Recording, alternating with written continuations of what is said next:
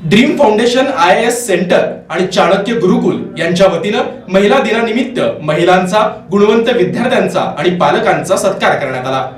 जागतिक महिला दिनानिमित्त ड्रीम फाउंडेशन व IAS सेंटर तसेच चाणक्य गुरुकुल यांच्या वतीनं महिला गौरव पुरस्कार UPSC आणि MPSC परीक्षा उत्तीर्ण गुणवंतांचा व पालकांचा पोलीस आयुक्त महादेव तांबडे यांच्या हस्ते सत्कार करण्यात आला। समाजाच्या भल्यासाठी काहीतरी करत राहणे ही जी माणसाची प्रवृत्ती आहे, तुम्ही UPSC झाला नाही, MPSC झाला नाही, खूप चांगलं झालेलं आहे, कारण तुम्हाला खूप काही करायचं आहे आणि भगवंत तुमच्या हातून खूप मोठं कार्य करून घेणार आहे।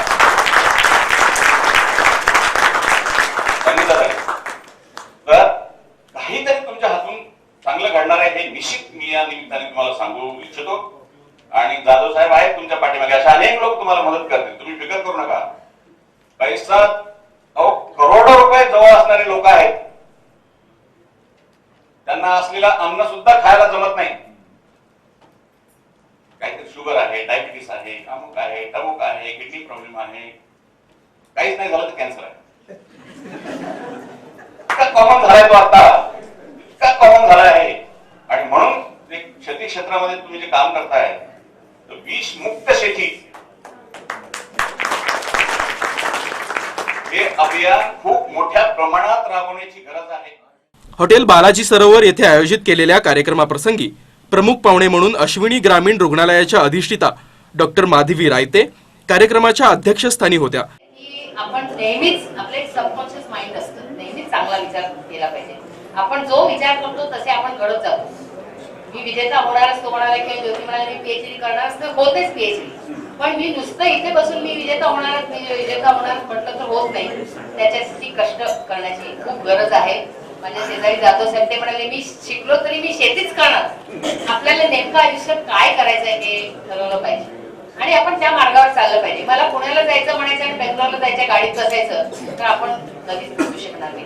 तांबडे साहेबांना मला सांगायचं मी MD इन प्रिव्हेंटिव्ह मेडिसिन आहे, प्रिव्हेन्शन साठी पण शाळामधून अनेक गोष्टी काम केलेलं आहे। तर मी तर म्हणते की कोणाशी माझे तर विद्यार्थ्यांना मी सांगत असते 3 C's म्हणजे never complaint about the situation, जी आहे ती परिस्थिती स्वीकार। इंटरकास्ट मॅरेज असेल, लव्ह मॅरेज असेल, अरेंज मॅरेज असेल, चांगला नवरा असेल, वाईट नवरा कसे आहे ती परिस्थिती स्वीकारा आणि बदलण्यासाठी अपार कष्ट करा, निश्चित बदलते। आणि सकारात्मक विचार बघायचं सांगितले की सकारात्मक विचार केले पाहिजे, पॉझिटिव्ह थिंकिंग। तर खरोखरच आपलं सबकॉन्शियस माइंड असतं, आपण जसे विचार करतो तसे आपण घडतो। त्यामुळे चांगलाच विचार नेहमी करायचा की चांगलंच घडणार आहे। आपण नेहमी करतो का होत असं, मैत्रिणी भेटल्या किंवा कोणी भेटले की आजाराविषयी चर्चा करतो। आम्हाला तर सांगितले कसं कोणी कशी तब्येत मॅडम, ठणठणीत म्हणे, कशा आहात तुम्ही, मस्त। म्हणून मला साहेबांच्या शेजारी बसून खूप बरं वाटलं, इतकी हसतमुख आहे की आपल्याला पण प्रसन्न वाटतं। तुम्ही मस्त, छान, प्रसन्न, आनंदी, कारण आनंद आणि समाधान हे काही एक डेस्टिनेशन किंवा मुक्कामाचं ठिकाण नाहीये, ती एक जर्नी आहे, तो एक प्रवास आहे। आपला रोजचा क्षण आनंदी व्हायला पाहिजे, आपल्या रोजच्या क्षणी आपल्याला समाधानी वाटलं पाहिजे। यावेळी 33वे व महाराष्ट्रात द्वितीय क्रमांकावर UPSC परीक्षेत यश मिळवलेले श्रीकांत खांडेकर, क्षेत्रीय ग्रामीण अधिकारी अंकुश चव्हाण, जकराया शुगरचे चेअरमन जाधव, ज्येष्ठ नेते सुधीर खरटमल, पुरातत्व विभागाचे प्रमुख माया पाटील, मंगळवेढ्याच्या कमल खांडेकर, उस्मानाबादच्या महानंदा कोरे, प्राचार्य कीर्ती पांडे, कवयित्री विमल माळी, निवेदिका ज्योती वाघमारे, कॅक्टस फाउंडेशनच्या नुसरत खान, मुख्याध्यापिका पूजा वाजपेयी, सरपंच अस्मिता पाटील, मुख्याध्यापिका चंद्रिका उपाध्ये, चेअरमन अनिता माळगे, बार्शीचे जीवन दगडे, उपजिल्हाधिकारी तेजश्री कोरे, आशिष बारकुळ आदींचा जाहीर सत्कार करण्यात आला। यावेळी उपस्थित मान्यवरांनी कौतुक केलं। जिस समय अभिमन्यु पेट में था, अष्टम मास चल रहा था, जो मातृशक्ति का अष्टम मास होता है बहुत ही महत्वपूर्ण मास होता है, क्योंकि जिस समय मातृशक्ति में वो अष्टम मास में बाल रहता है उस समय उसको 7 जन्मों का, पिछले जन्मों का भी ज्ञान होता है और आगे 7 जन्मों में किन किन जन्मों में जन्म लेने वाला हूँ उसका भी ज्ञात होता है, वो ज्ञान होता है। इसीलिए अष्टम मास में जो 8वां महीना चालू होता है या रहता है उस समय सही माने में इतना सही काम करना चाहिए, उस समय जो संस्कार उसको उस बच्चे को प्राप्त होता है उसी के अनुरूप उसका आयुष्य जो है विकास होता है, इसमें कोई संदेह की बात नहीं है। ये महाभारत पढ़ने से आपको मालूम होता है, नहीं कर सकता हूँ। और जननी जन्मभूमिश्च स्वर्गादपि गरीयसी, जो जन्मदात्री माँ है या जन्मभूमि है, इसके अलावा और कोई जो है स्वर्ग नहीं है। इसलिए तरुण जितने भी आप तरुण शक्ति यहाँ पर उपस्थित हो, इस देश के लिए, इस मातृशक्ति के लिए कुछ न कुछ हमको करना है। और इतना ही नहीं, जो माँ है, जो जन्मती है, उनके लिए भी कुछ हमारा सेवा होनी चाहिए। इतना करते हुए आप सभी लोग मेरे पश्चात और अन्य विचारों को आपके सामने प्रस्तुत करने वाले हैं। यावेळी संस्थेचे मार्गदर्शक काशीनाथ भदगुंडकी आणि संगीता भदगुंडकी यांनी करत असलेल्या सेवांविषयी उपस्थित मान्यवरांनी त्यांचं कौतुक केलं। या प्रसंगी बसम्मा पाटील, गजराबाई भदगुंडकी, सतीश पाटील यांच्यासह ड्रीम फाउंडेशन, IAS सेंटर व चाणक्य गुरुकुल संस्थेचे पदाधिकारी व सदस्य, नागरिक, सत्कार मूर्ती मोठ्या संख्येने उपस्थित होते।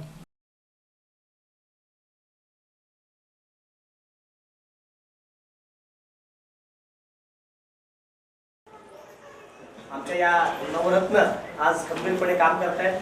या कार्यक्रमासाठी आत्ताच उपस्थित राहिलेले UPSC मध्ये देशामध्ये तृतीय क्रमांक आणि महाराष्ट्रामध्ये द्वितीय आलेले मंगळवेढ्याचे सुपुत्र, त्याचबरोबर त्यांच्यासोबत त्यांना घडवण्यासाठी त्यांचे शिक्षक गुरुवर्य आदरणीय दत्तात्रय येडवे गुरुजी, त्यांचंही स्वागत आपण करूया प्रत्यक्षात। बार्शी सारख्या आत्ता एज्युकेशन मध्ये पुढे येणाऱ्या वैराग येथील सुरडी या गावचे सुपुत्र जीवन दगडे, आपल्या मुलाला दगडामधनं घडवून आणलेले आदरणीय जीवन दगडे काका यांचा आपण जोरात टाळ्यांनी स्वागत करूया। त्यांचे मनपूर्वक स्वागत। आणि या उपक्रमासाठी खास करून आलेले सर्व पुरस्कार विजेत्यांच्या सोबत आलेले त्यांचे कुटुंबीय, त्यांचे मित्र परिवार, आमचे आदरणीय गडेकर साहेब, त्यांना विनंती आपण पुढे यावे। आदरणीय गडेकर साहेब, आपला जो चाणक्य गुरुकुल प्रोजेक्ट जो सुरू आहे गडेकर साहेबांच्या वास्तूमध्ये सुरू आहे, त्यांचं आपण स्वागत करूया। काका विनंती आहे।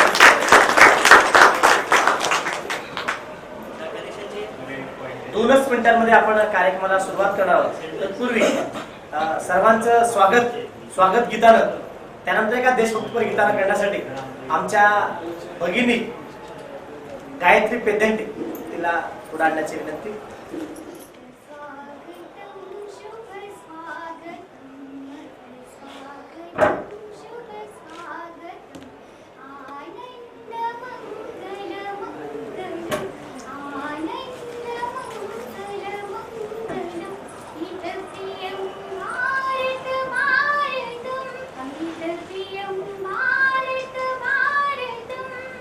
स्वागतं शुभ स्वागतं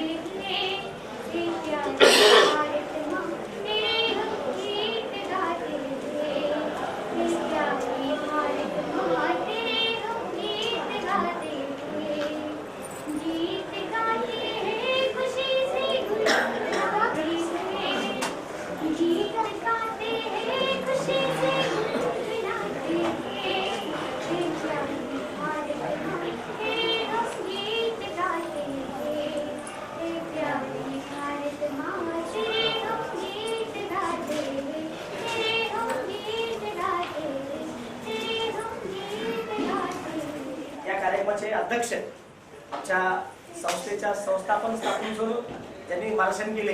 पर्यावरणापासून, आरोग्यापासून, साहित्यापासून, हस्ताक्षरापासून ज्यांनी लोकांना प्रेरित केले. डॉक्टर सौ माधवी रायते मॅडम, त्याचबरोबर या कार्यक्रमाचे प्रमुख अतिथी सन्माननीय मार्गदर्शक मंगळवेढून आले. खरं तर मंगळवेढ्याच्या मातीतनं हा हिरा चमकलेले आहेत. संत दामाजी असतील, संत बसवेश्वर असतील आणि समकालीन सर्व संतांच्या पुढच्या पिढीला अगदी भाग्यश्री मठारे असतील, भाग्यश्री बिले असतील. हे भाग्य आता श्रीकांतजी खांडेकरच्या रूपानं आमच्याकडे येतोय. मी श्रीकांतजी विनंती आपण स्टेजवर यावं. प्रमुख अतिथी म्हणून लोकमत आपल्या दैनिक सकाळचे दिवाणी सर आलेले. कार्यक्रम सुरू होण्यापूर्वी मी दिवाणी सरांना विनंती करतो, उद्या जो आपला कार्यक्रम होणार आहे, त्याबद्दल एक अनाउन्समेंट आपण करावं. आता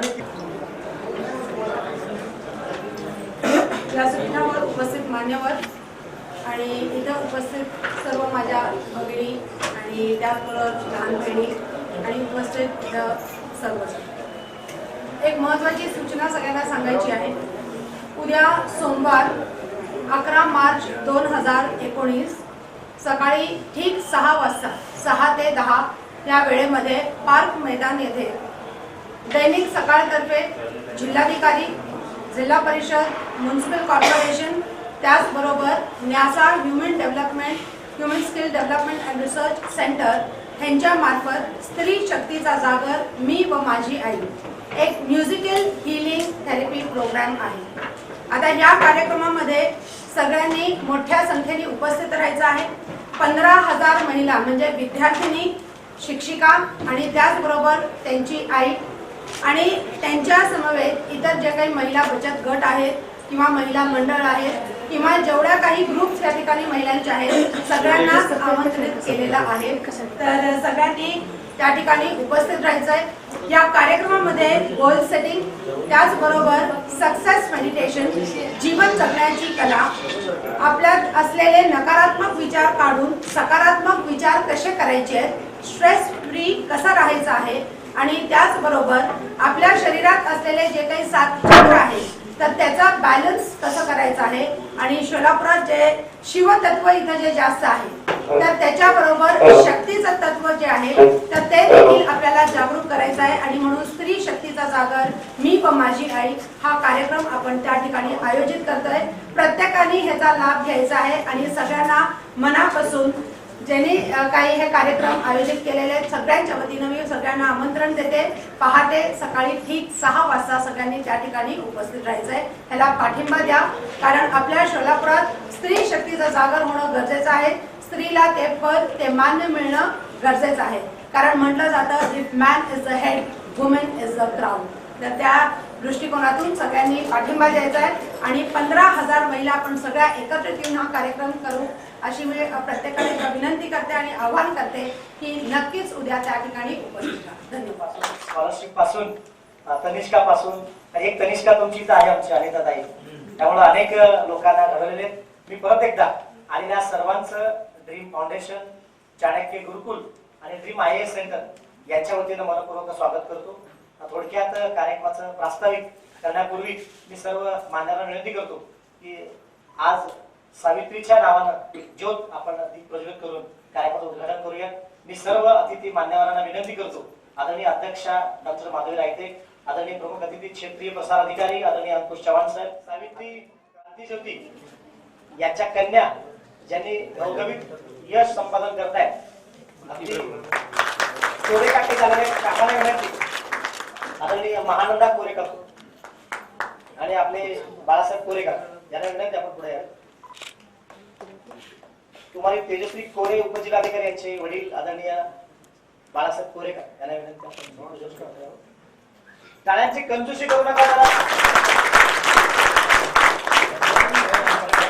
दीप प्रज्वलन या ठिकाणी आमचे जिल्हाधिकाऱ्यांचे आई वडील करतायत. थोडी इकडे साईड मॅडम समोर उभं नका. महानंदा कोरेताई, इकडे महानंदा कोरेताई, त्याचबरोबर कोरेकर.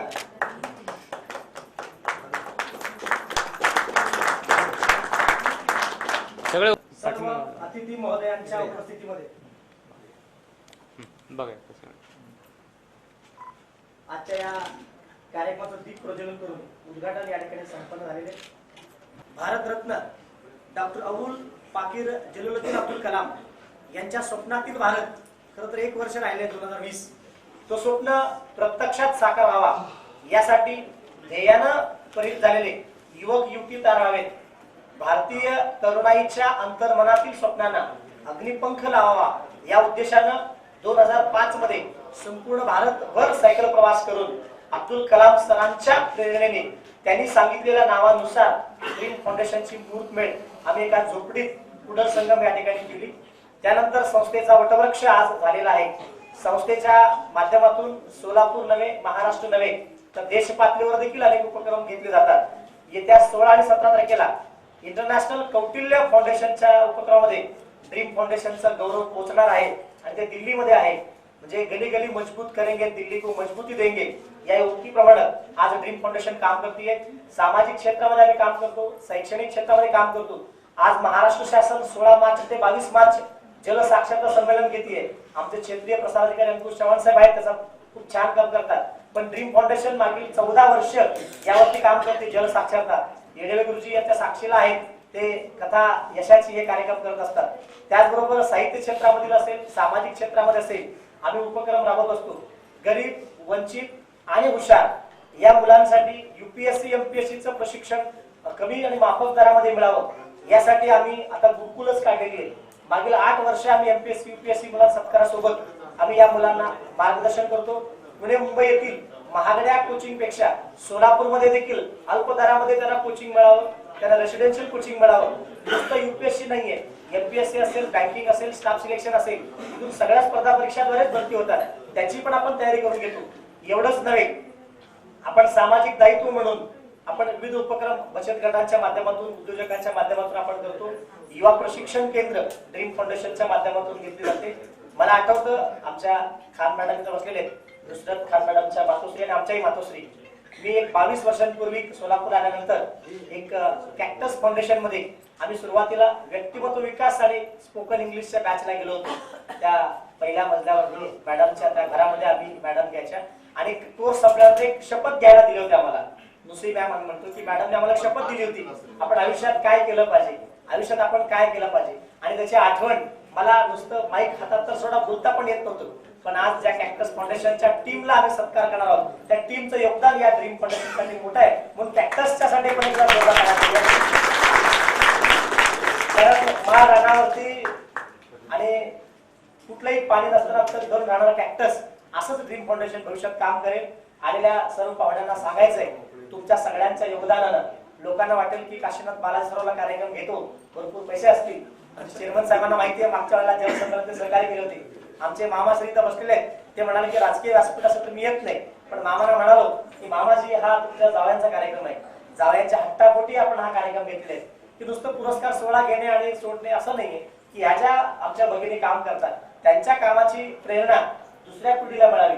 मला आठवतं आमच्या ज्योतिताई ज्या आमच्या पुरस्कार विजेत्या आहेत, उशिरा आम्ही सॉरी माफी मागतो, आमच्या ताईनं उशीर झाला, परंतु ताई 14 वर्ष त्याच्या अगोदर आम्ही ज्या शालेय लेवलला कॉलेज लेवलला वक्तृत्व स्पर्धा आम्ही करायचो आणि त्यावेळेला ऐकायचो.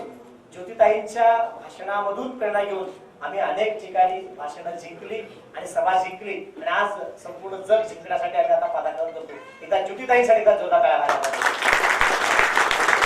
उपाध्याय मॅडम आले, त्यांना विनंती आपण पुढे बसू. मॅडम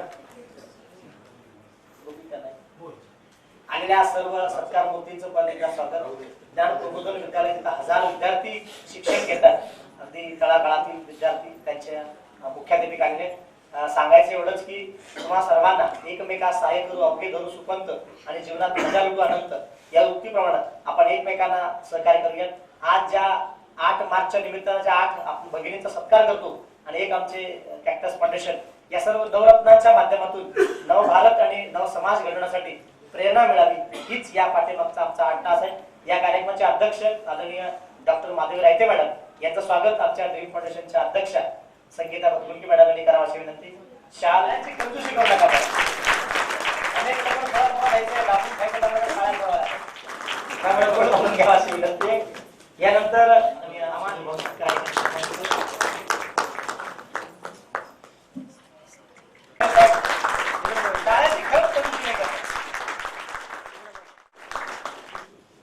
ड्रीम फाउंडेशनच्या वतीनं आज आयोजित करण्यात आलेल्या महिला दिन आणि क्रांतिज्योती सावित्रीबाई फुले यांच्या स्मृती दिनाचा औचित्य साधून महिलांचा गौरव सोहळा आणि त्यासोबतच UPSC मध्ये उत्तीर्ण झालेल्या यशवंतांचाही सत्कार सोहळा संपन्न होणार. सन्माननीय आजच्या कार्यक्रमाच्या अध्यक्ष आणि ज्यांनी माझा प्रवास खूप जवळून बघितलाय आणि नेहमीच माझ्या पाठीवरती शाबासकीची थाप दिली त्या अश्विनी ग्रामीण रुग्णालयाच्या अधिष्ठात्या माझ्या मार्गदर्शिका सौभाग्यवती माधवी रायते मॅडम, आदरणीय जाधव साहेब जकराया शुगरचे चेअरमन, आदरणीय श्रीशैल मामा हत्तुरे, माझे मित्र आणि क्षेत्रीय प्रसार अधिकारी अंकुरजी चव्हाण, आदरणीय खंडेकर साहेब आमचे मार्गदर्शक, प्रत्येक ठिकाणी नेहमीच मदतीचा हात मोठ्या भावाप्रमाणे पुढे करणारे आदरणीय आमचे नेते आणि भावी आमदार सुधीरजी खडमल साहेब, आणि ज्यांनी आम्हा सर्व महिलांना हा पुरस्कार दिला. आणि मागील 14 वर्षापासून म्हणजे काशीनाथ अण्णांचा प्रवास मी तेव्हापासून बघतेय की जेव्हा सायकलवरती एक छोटीशी पिशवी घेऊन सगळीकडे फिरत अब्दुल कलामांच्या भाषणानं एक मुलगा प्रेरित होतो सोलापूरचा आणि संपूर्ण भारत विजन 2020च्या स्वप्नांना जोडण्यासाठी सायकलची भ्रमंती करत असतानाचे त्यांचे अनुभव आम्ही पाहिलेले आहेत. मला आठवतं विद्रोही साहित्य संमेलनामध्ये तुम्ही महात्मा बसवेश्वरांचा एकपात्री प्रयोग तिथे सादर केलेला होता. त्यामुळे आमचा हा प्रवास हा सोबतीचाच आहे. पण मला आज त्यांनाही एक विशेष कौतुक करावंसं वाटतं की कुठलाही पुरुष नेहमी स्वतः काम करत असतो, परंतु जसं महात्मा फुलेंनी केवळ स्वतः सामाजिक काम नाही केलं तर आपल्या पत्नीलाही पुढे आणलं.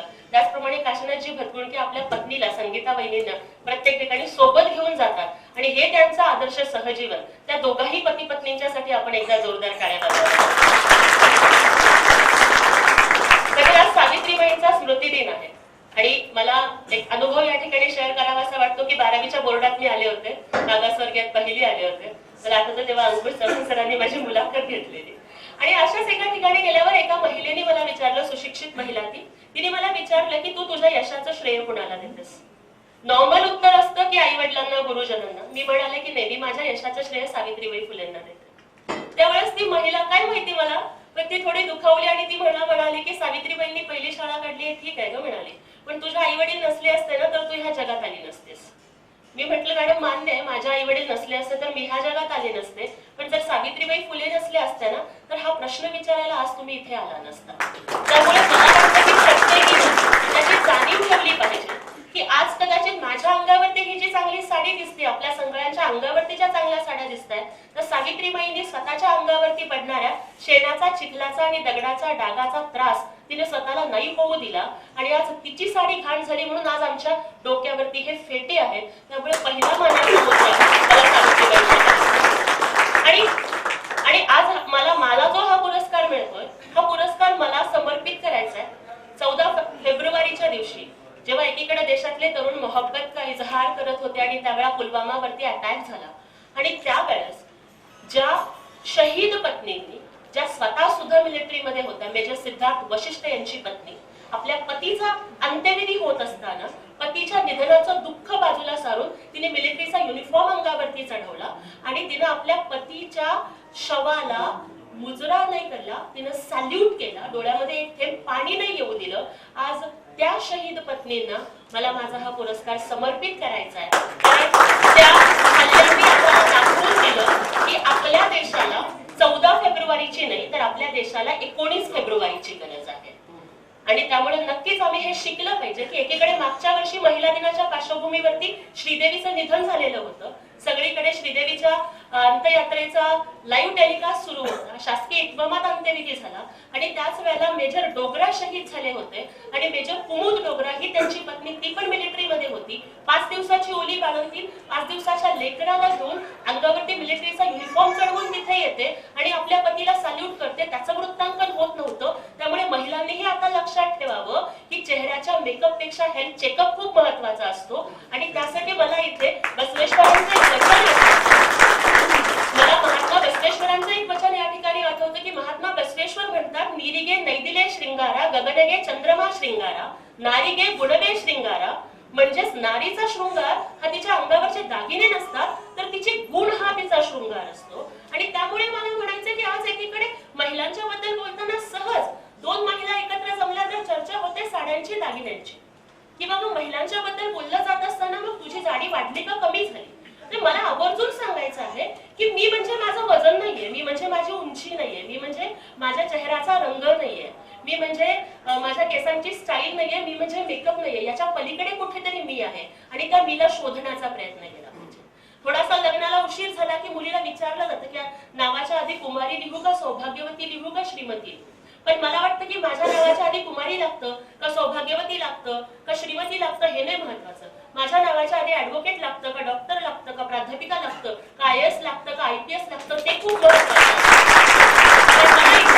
मला इथे रमाई आठवते की ज्या रमाईला अंगावरती साड्या नीट नसायच्या, ज्या रमाईच्या गळ्यात सोन्याचं डोरलं नसायचं आणि बाबासाहेब परदेशामध्ये शिकायचे आणि त्यावेळेला जेव्हा शेजारपाजारच्या बायका रमाईला म्हणायच्या की अगं तुझा नवरा एवढा मोठा साहेब आणि गळ्यात सोन्याचा दागिना नाही, काय करायचं शिक्षण, तेव्हा रमाई म्हणायची की तुम्हाला कळत नाही, तुम्ही वेडे आहात. माझे साहेब जेव्हा शिकून परत येतील ना त्यांच्या नावासमोर लागलेली डिग्री हा माझा खरा दागिना. आणि त्यामुळे मला मनाचा मुजरा करायचा त्या ग्रामीण भागातल्या मातांना की ज्यांनी ठरवलं की मी UPSC अधिकारी नाही झाले तर काय झालं, पण मी माझ्या मुलांना UPSC अधिकारी करेन आणि जिल्हाधिकारी मला नाही बनता आलं तरी जिल्हाधिकाऱ्याची आई बनण्याचं, जिल्हाधिकाऱ्याचा बाप बनण्याचं काम तुम्ही करून दाखवलं. मला तुम्हाला सर्वांना अभिनंदन करायचे. आज माझ्या आई वडील या ठिकाणी उपस्थित आहेत. खरं तर माझा हा प्रवास सोलापूरच्या 10x10च्या झोपडपट्टीतल्या पत्र्याच्या खोलीत राहणारी मी मुलगी, घरामध्ये पहिल्यांदा मीच शिकणारे. माझे वडील हॉटेलमध्ये वेटर म्हणून काम करत करत नगरसेवक म्हणून निवडून आले, आई चादरीच्या कारखान्यात काम करणारे. आणि आज पुढच्या महिन्यामध्ये मला PhDचा वायवा लागेल आणि डॉक्टरेट सगळ्यांची सोबत मला लागली. तुम्हा सगळ्यांच्या ताकदीवरती की जिची मातृभाषा पण मराठी नाही, आम्ही घरी तेलुगू बोलतो. आज ती मुलगी एका महाविद्यालयामध्ये इंग्रजी शिकवतीये, सेटनेट झाला, आता डॉक्टरेट लागेल नावाच्या समोर. हे तुम्हा सर्वांच्या प्रेमाशिवाय कधीच शक्य नव्हतं. पण त्यासोबतच हे पण लक्षात घेऊ की एकीकडे देशाची संरक्षण मंत्री निर्मला सीतारामन, परराष्ट्र मंत्री सुषमा स्वराज की ज्यांनी मुस्लिम राष्ट्रांच्या परिषदेमध्ये सुद्धा इतकं भाषण केलं, आणि एकीकडे प्रतिभाताई पाटील, एकीकडे इंदिरा गांधी आणि दुसरीकडे याच देशामध्ये मुलींच्या गर्भाला ट्रेनेच्या चेंबरमध्ये टाकून मारतायत मॅडम. कुठेतरी मागे जे बीडमध्ये मुंडेंचं प्रकरण घडलं, डॉक्टर मुंडेंचं, की तिथे भ्रूणहत्या करून त्या भ्रूणांचे अवशेष, मुलींच्या भ्रूणांचे अवशेष कुत्र्यांना खायला देत आहेत. म्हणजे इथे आपण लक्षात घ्यावं की या 125 कोटींच्या देशामध्ये ऑलिम्पिक मध्ये 2च मेडल मिळाले, ते PV सिंधूनी मिळवलेले होते आणि साक्षी मलिकनी मिळवलेले होते. म्हणजे बघा की करते हैं ये भ्रूण हत्या का पाप बेटों के शौक में, न जाने कितने ऑलिम्पिक मेडल मार दिए इन्होंने माँ के ही कोख में. आणि त्यामुळे प्रत्येक मुलीला हा जगण्याचा अधिकार मिळाला पाहिजे. कारण तुमच्या अंगणातली रांगोळी कितीही चांगली असू द्या, परंतु तुमच्या अंगणात मुलीच्या पायातले पैंजण जोपर्यंत वाजणार नाही तोपर्यंत त्या घरामध्ये कधी सुखाचं संगीत नाही ऐकू येणार. कारण म्हणतात ना कि शर्त लगी थी कि दुनिया की सारी खुशी एक लफ्ज में लिखनी थी, लोग किताबें ढूंढते रह गए और हमने बेटी लिख दिया. तर त्यामुळे आणि जर स्वर्ग कुठे असेल तर तो आई वडिलांच्या पायात असतो आणि ते आपण कुठेतरी शोधलं पाहिजे. पुन्हा एकदा मला खूप आनंद होतोय कारण आज हा सत्कार मला माधवी रायते मॅडम या अध्यक्षस्थानी आहेत, खरटमल साहेब ज्यांची नेहमी सोबत मिळते, आणि विशेष करून शिक्षण क्षेत्रातले एक आदर्श व्यक्तिमत्व मी ज्यांना माझ्या गुरुस्थानी मानते ते आदरणीय कीर्ती पांडे मॅडम यांच्या सोबतीनं मला सन्मानित केलं जाणार आहे. एक गुरु आणि शिष्य या दोघांचाही सन्मान एका वेळेला होतोय, आणि आज सोलापुरातल्या एका धडपडणाऱ्या मुलीचा हा इतका मोठा सन्मान केला, याबद्दल पुन्हा एकदा मी आदरणीय काशीनाथजी बदरुंडी आणि संगीताबाईजी बदरुंडी यांचं मी मनपूर्वक आभार मानते. तुम्ही म्हणालात उशीर झाला, घरातल्या बहिणीकडे उशिराच लक्ष द्यायचं असतं, पण यामध्ये खूप मोठे हे 14वा पुरस्कार आहे. आपल्या संस्कृतीमध्ये 14व्या रत्नाला खूप महत्व आहे, आणि मला आवर्जून सांगायचंय की बाबासाहेब आंबेडकर हे त्यांच्या आई वडिलांचे 14वे अपत्य होते, आणि बाबासाहेब नेहमी म्हणायचे की मी माझ्या आई वडिलांचं 14वं रत्न आहे, त्यामुळे हा 14वा पुरस्कार तुम्ही मला देता याचा मला खूप आनंद आहे. पुन्हा एकदा मनापासून आभार मानते आणि उद्देश लक्षात आला, तिला जोरदार टाळ्या करतो. कार्यक्रमामध्ये 2 विराम आहेत, त्यातील पहिला विराम सुरू करूया. युपीएससी उत्तीर्ण विद्यार्थी आणि त्यांच्या पालकांचा आपण सुरुवातीला सन्मान करूयात. मी आदरणीय रायते मॅडम, आदरणीय जाधव साहेब आणि सर्व पाहुण्यांना विनंती करतो, सुरुवातीला मंगळवेढ्याचे सुपुत्र श्रीकांतजी खांडेकर युपीएससी मध्ये देशात 33वे, महाराष्ट्रात 2रे, इन फ्युचर आता परवाच 29 तारखेला त्यांनी मुलाखत युपीएससी ची पण देऊन आलेली IAS ची. भावी IAS अधिकारी, आत्ताचे IFS इंडियन फॉरेस्ट सर्व्हिस आदरणीय श्रीकांतजी खांडेकर साहेब यांचा सन्मान आपण करावा. सन्मान चिन्ह, शाल, रोप आणि एक पुस्तक.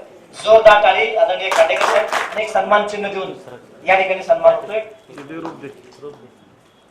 श्रीकांतजी खांडेकर साठी एकदा जोरदार टाळी. आणि IAS साठी त्यांच्या मातोश्री आणि त्यांचे पिताश्री चांगले, त्या दोघांचे पूर्ण अभिनंदन. पुढील सर्व त्यांच्या वाटचालीसाठी खूप खूप शुभेच्छा.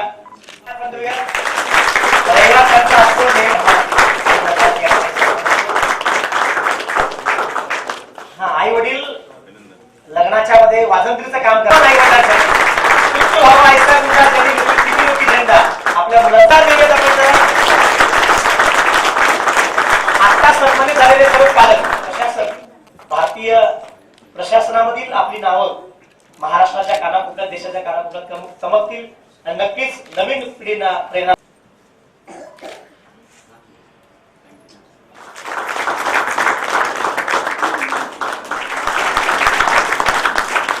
धन्यवाद लागलेली आहे, आणि खूप छान पैकी ते अनेक स्नेह संमेलनामध्ये मुलींशी संवाद साधत असतात. ग्रामीण मानपत्र आणि मानाचं पेटाचं एक रोप पण देण्याची विनंती. एक रोप यानंतर आहे ते नक्कीच पूर्ण होईल, आणि देशाला योग्यप्रमाणेच सोलापूरची दुष्काळामध्ये पाणी नसतानाही कम धरून राहणार आहे. समाजातल्या विविध विषयांना घेऊन पुढे जाणारी cactus foundation, emotionally healthy society मागील अनेक वर्षापासून जवळपास 25,000 युवक तांबड्याचं त्याचे उद्घाटन केले होते मागच्या आठवड्यामध्ये. असे कॅक्टस फाउंडेशनचा सन्मान या ठिकाणी होतोय. त्यांच्या पुढील सर्व वाटचालींसाठी आमच्या फाउंडेशन यांचा सन्मान या ठिकाणी होतोय. नर्सरी पासून ते 10वी पर्यंत पहिला बॅच यावर्षी बाहेर पडतो. त्यांच्या वाटचालीसाठी खूप खूप शुभेच्छा. सन्मान चिन्ह, सन्मान पत्र आणि एक छोटासा रोप या ठिकाणी मान्यवर देत आहेत. इंग्लिश मिडियम स्कूलच्या टीम साठी अतुलनीय योगदानाबद्दल यंदाचा नारी सन्मान 2019 हा सन्मान प्रदान होतोय. टाळ्या जोरदार यानंतर पूर्वीपासून गर्भसंस्कार देणाऱ्या संध्या परदेशी मॅडम, एकदा जोरदार टाळी. यानंतर एक महत्वाचा सत्कार आणि पुरस्कार सौभाग्यवती अनिता मागे मॅडम, अध्यक्ष यशस्विनी अॅग्रो प्रोड्यूस कंपनी बोरामणी, 3 कोटीचं उलाढाल. एकदा जोरदार टाळी आपण देऊया. यशस्विनी अॅग्रो प्रोड्यूस कंपनी, एक हात मातीमध्ये, दुसरा हात माऊस वरती. 21व्या शतकातली नारी आज सन्मान स्वीकारते आहे. भविष्यामध्ये 3 कोटीचं 30 कोटी, 300 कोटी, 3000 कोटी व्हावे यासाठी खूप खूप शुभेच्छा. बोरामणीच्या एअरपोर्टच्या अगोदर आपल्या सर्व अतिथी मान्यवरांच्या शुभ हस्ते आताच हा संपन्न सोहळा झाला. त्याच्या भावी सर्व वाटचालीला ड्रीम फाउंडेशन परिवाराकडून लाख लाख शुभेच्छा. आपल्या कर्तृत्वानं महाराष्ट्र घडेल, देश घडेल आणि अब्दुल कलामांचा सत्ता भारत नक्कीच आमच्या भगिनी पूर्ण करतील. यासाठी परत एकदा शुभेच्छा.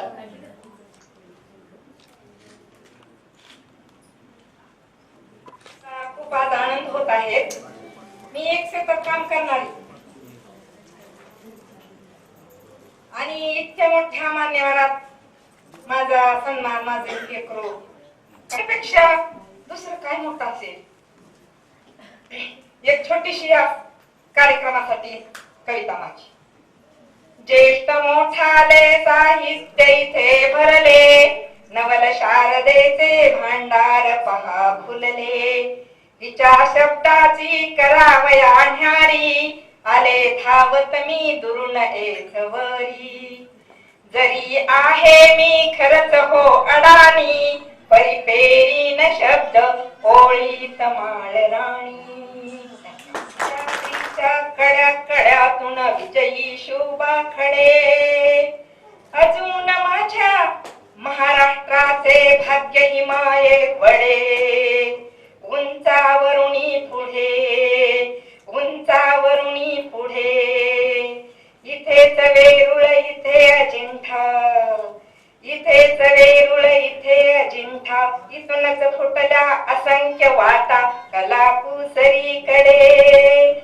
अजून माझ्या महाराष्ट्राचे भाग्य हिमाये वडे. उंचावरुणी पुढे, कळसूबाई शिकवी स्त्रियांना उंच कसे जावे. जपणी संस्कृती माय मराठी नम्र कसे व्हावे. कवी संताचा उगम इथूनी ज्ञान पहारोकडे. अजून राष्ट्राचे भाग्य हिमाये वडे. उंचावरुणी पुढे, सिंहस्थ कुंभ पुण्य साधना लाखो गोदा तटी. भीमे काठी विठू सावळा कर ठेवूनी कटी. देशी विदेशी धावत येती नवल पाहण्याकडे. अजून माझ्या महाराष्ट्राचे भाग्य हिमाये वडे. उंचावरुणी पुढे, जागृत इथली माया शक्ती गड ठेंगण करी. इतिहासाच्या पानावरती चमके बघा हिरकणी. प्राचीन इथे नांदे संस्कृती, इथे हिंदवी घडे. अजून माझ्या महाराष्ट्राचे भाग्य हिमाये वडे. उंचावरुणी पुढे, इथल्या माती मधुनी सोने पिकते घामातुनी. जाती जातीचे स्नेह बघावे माझ्या राज्यातुनी. एकतेचे शिकव्यावे धडे. अजून माझ्या महाराष्ट्राचे भाग्य हिमाये वडे. उंचावरुणी पुढे, उंचावरुणी पुढे. धन्यवाद मातोश्री. ग्रामीण भागातील अनेक युवक आणि युवती प्रेरणा घेतील. खूप खूप धन्यवाद. यानंतर आताच आगमन झालेले, ज्यांनी कालच PSI मध्ये सोलापूरचं नाव पुढे केलं, आमचे मित्र अरविंद सिद्धराया बिराज, म्हणून अरविंदजी सिद्धराया बिराजदार यांचं पोलीस उपनिरीक्षकपदी निवड झाल्याबद्दल खूप स्वागत करते. आणि सगळ्यात मला आता पहिला पुरस्कार आहे आणि माझ्या कामाची दखल घेणार आहेस आणि मला तुमच्या समोर उभं 12 वर्षानंतर माझ्या कामाची दखल या दोघांनी घेतली. त्याच्यासाठी मी पहिल्यांदा त्या दोघांचे आभार मानते. जसं आता आपल्या समोर ताईंनी सांगितलं होतं की जर का आई शिकली नाही तरी ती अपेक्षा ठेवते की माझ्या मुलांनी काहीतरी केलं पाहिजे. तर प्रत्येक वेळेस गर्भसंस्काराच्या माध्यमातून मी हेच सांगत असते प्रत्येक स्त्रीला की तुमचं शिक्षण महत्वाचं नाहीये, तर तुमची विचारसरणी गर्भात बाळ असताना तिचे विचार, तिची मानसिकता ह्याच्यावरती ती मुलं तयार होतात. त्या आईने जे ठरवलेलं आहे मनाशी, ती भले तिचं त्यामध्ये शिक्षण नसू दे, तिला माहिती नसू दे, पण तिची पॉझिटिव्हिटी, ती जे रोजच्या रोज पाहते, जे वागते, जे बोलते, यावरनं त्या बाळाच्या 9 महिन्यामधल्या ट्रायमिनिस्टर मध्ये प्रत्येक 3-3 महिन्यामध्ये त्याची डेव्हलपमेंट वेगवेगळी होत असते. तर 7, 8, 9 हे 3 महिने खूप महत्वाचे असतात. तर आता इथे आलेल्या सगळ्या ज्या महिला आहेत आणि जे पुरुषही आहेत त्यांनी लक्षात ठेवा की गर्भसंस्कार किंवा प्रीनेटल केअर किंवा 9 महिने हे फक्त प्रेग्नन्सीच्या काळातले नसतात, तर त्या बाळावरती काही ना काहीतरी संस्कारासाठी बाळावरती संस्कार होत नाहीत, तर त्या आईच्या पर्सनॅलिटी, आईचे विचारसरणी हे बाळ जेव्हा डेव्हलप होऊन बाहेर येतं, डिलिव्हरी होते आणि पहिले जे 3 वर्ष असतात त्याची ते घरातून शिकतं आणि नंतर मग ते समाजामध्ये येतं. तर सगळ्यात जो मूळ आहे जी बाळाची आपल्या स्वतःची बिल्डिंग जी आहे ना ती आईच घडवते. आणि मला असं वाटतं आता या ह्याच्यामध्ये तरी फक्त आईलाच माहिती असतं की आपली मुलं कुठल्या वर्गात आहेत, त्यांचा सिलेबस काय आहे, तो स्टेट CBSE कुठल्या पॅटर्न मध्ये तो शिकतोय. क्वचित असे वडील असतील की ज्यांना माहिती असेल की आपला मुलगा कुठल्या वर्गात काय शिकतोय, त्याचे काय गुण आहेत, तर तिचं नाव कधी त्याच्यामध्ये येत नाही. म्हणजे नावाचं जेव्हा टॅग लागतं तेव्हा सुद्धा वडिलांचंच नाव येतं, आईचं कुठे येत नाही. पण जी घडवते ती आईच असते.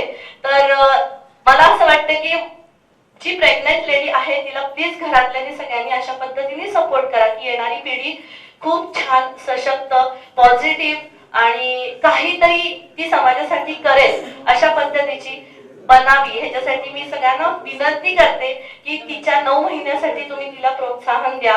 फक्त औषध पाणी एवढंच माध्यम नसतं, तर तिची सायकोलॉजी, तिचे विचार यावरती सुद्धा खूप महत्व आहे. आणि परत एकदा धन्यवाद की तुम्ही माझ्या कामाची दखल घेतली. आणि सगळ्यात महत्वाचं की मला माझ्या आई वडिलांनी जन्म दिला जसं तुम्ही म्हणालात मला, पण मला शिक्षण आमच्या घरात म्हणजे मी ऍक्च्युली जोशी आणि माझं लग्न लव्ह मॅरेज झालेलं आहे, तर इकडे परदेशी आहे, तर इथून स्त्रियांना असा पुढे जाण्याचा कुठलाही वारसा नव्हता. त्याच्यासाठी मी माझे सासरे, माझे वडील आणि माझे मिस्टर असं सॉरी करतात, पण ते दोघंही नाहीयेत, फक्त मिस्टर आहेत माझे. तर त्यांनी मला खूप सपोर्ट केला, खूप मी त्यांचे खूप मनापासून आभार मानते. मी प्रत्येक वेळेस बाहेर असतो ते मुलांना सांभाळतात, शिक्षणासाठी त्यांनी मला प्रवृत्त केलं. म्हणजे या समाजामध्ये कुठेही बाई बाहेर जात नाही.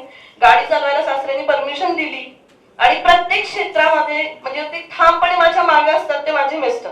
आणि आई बॅकबोन आहे, ती माझ्या मुलांना सांभाळते आणि आईचा असाच वारसा मी पुढे चालू ठेवणार आहे. माझी आई संगीत शिक्षिका होती, तिला मी प्रत्येक वेळेस मंचावरती पुरस्कार घेताना बघितलंय आणि हा माझ्या आयुष्यातला पहिला पुरस्कार आहे. तर थँक्यू, खूप आभार.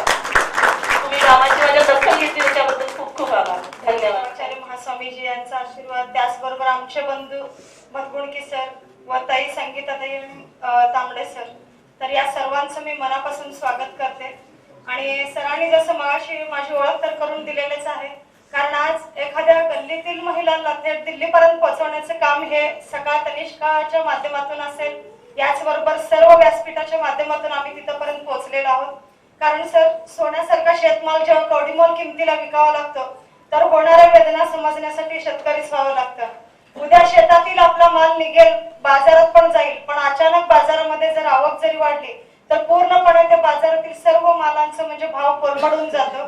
तर त्यावेळेस शेतकऱ्यांसमोर जो प्रश्नचिन्ह उभा राहतो, नेमकं हेच प्रश्नचिन्ह आम्ही लक्षात घेऊन महाराष्ट्र राज्यातील पहिली महिला ऍग्रो प्रोड्युसर कंपनी म्हणून यशस्विनी ऍग्रो प्रोड्युसर कंपनी स्थापना केली. तर जवळपास 18.5 लाखाचं बिझनेस प्लॅनिंगच्या माध्यमातून आज 3 कोटीपर्यंत उलाढाल या कंपनीने केलेला आहे.